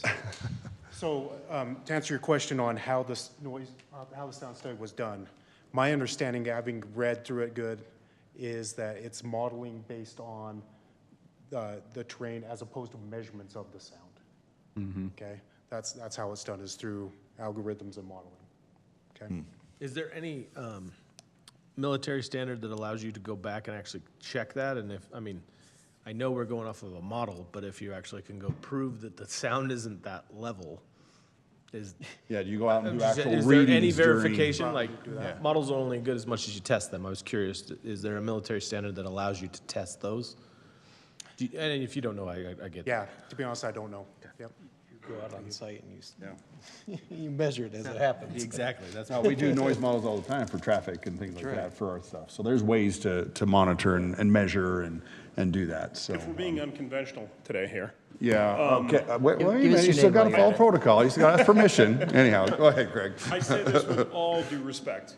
I understand that the noise is a concern, but we all live in a world that is very noisy. I mean, an F-35 or an F-22 going over your house is going to be much louder than what will happen in Camp Williams. We hear car accidents every day, but they're so frequent, we don't really register them. You know, if you live anywhere near Bangor Highway, you hear construction on a consistent basis all the time.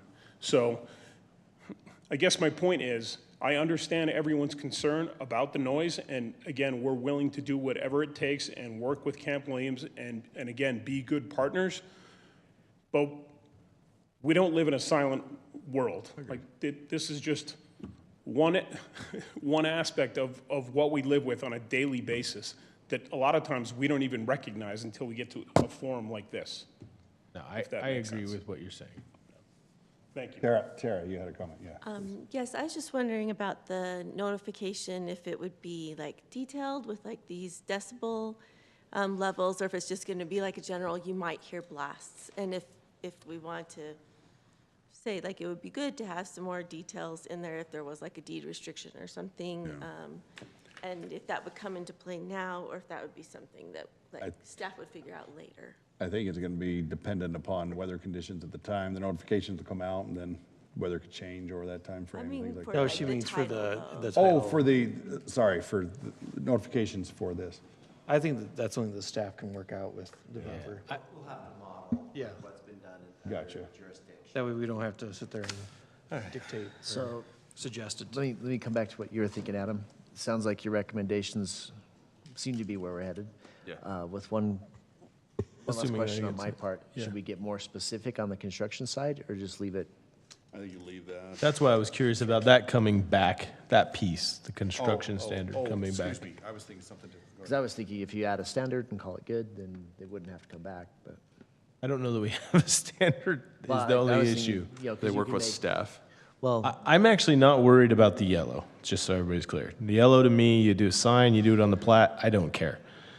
is The purple is the part that I think is louder. You need to do one more, just a building evaluation. And if there's a standard that the camp and the developer can come together on, then I think that's fair. When I was so if they came back and gave us the standard, is that what you're asking, or? I just think making us aware of it so city can respond to that.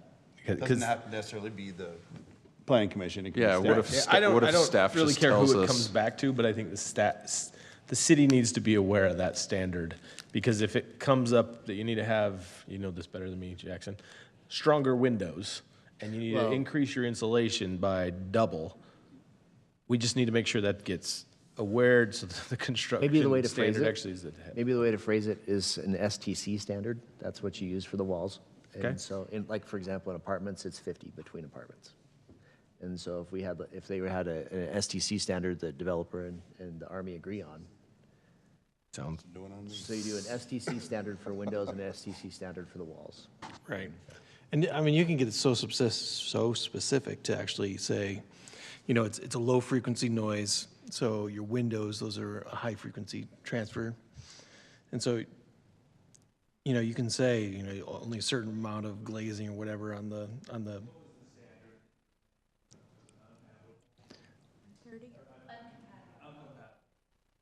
Over 130?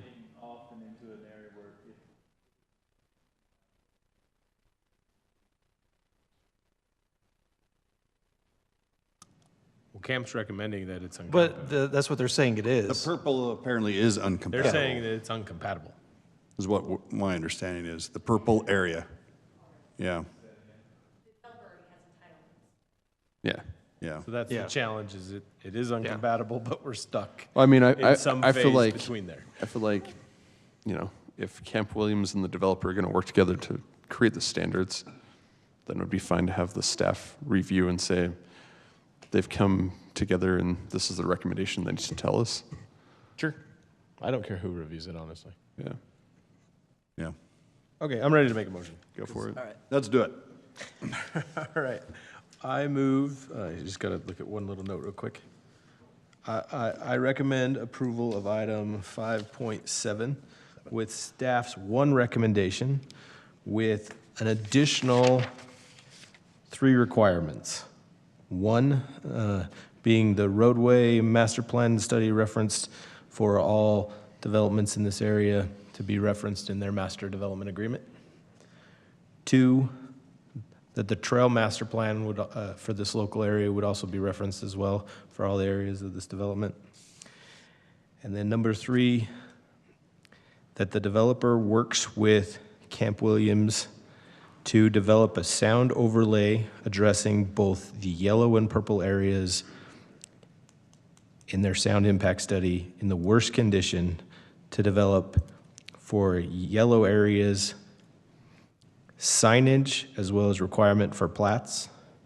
For purple areas, signage as well as plat requirements, and a third requirement on that purple to develop a reasonable STC rating for that structure in purple areas. Yes, Add staff to that, to work with staff. To work Camp with- Williams yep. and developer. as amended. Staff, developer, and Camp Williams. I'll second. All right, we have a motion by Adam. Yeah, appreciate that motion, by the way. And a second by Brody. We'll go ahead and do a vote, and we'll start with Brody. Yes. Jackson. Yes. Heather. Yes. Andrea. Yes. Forrest. Yes. We'll leave last word for Adam. Yes. All right. That motion moves forward as a recommendation. We appreciate the discussion today. We appreciate the partnership with our development partners, with Camp Williams, with everybody. We know and we recognize this is no small feat. So thank you all for the hard work you're doing and the cooperation that's happening between the developments.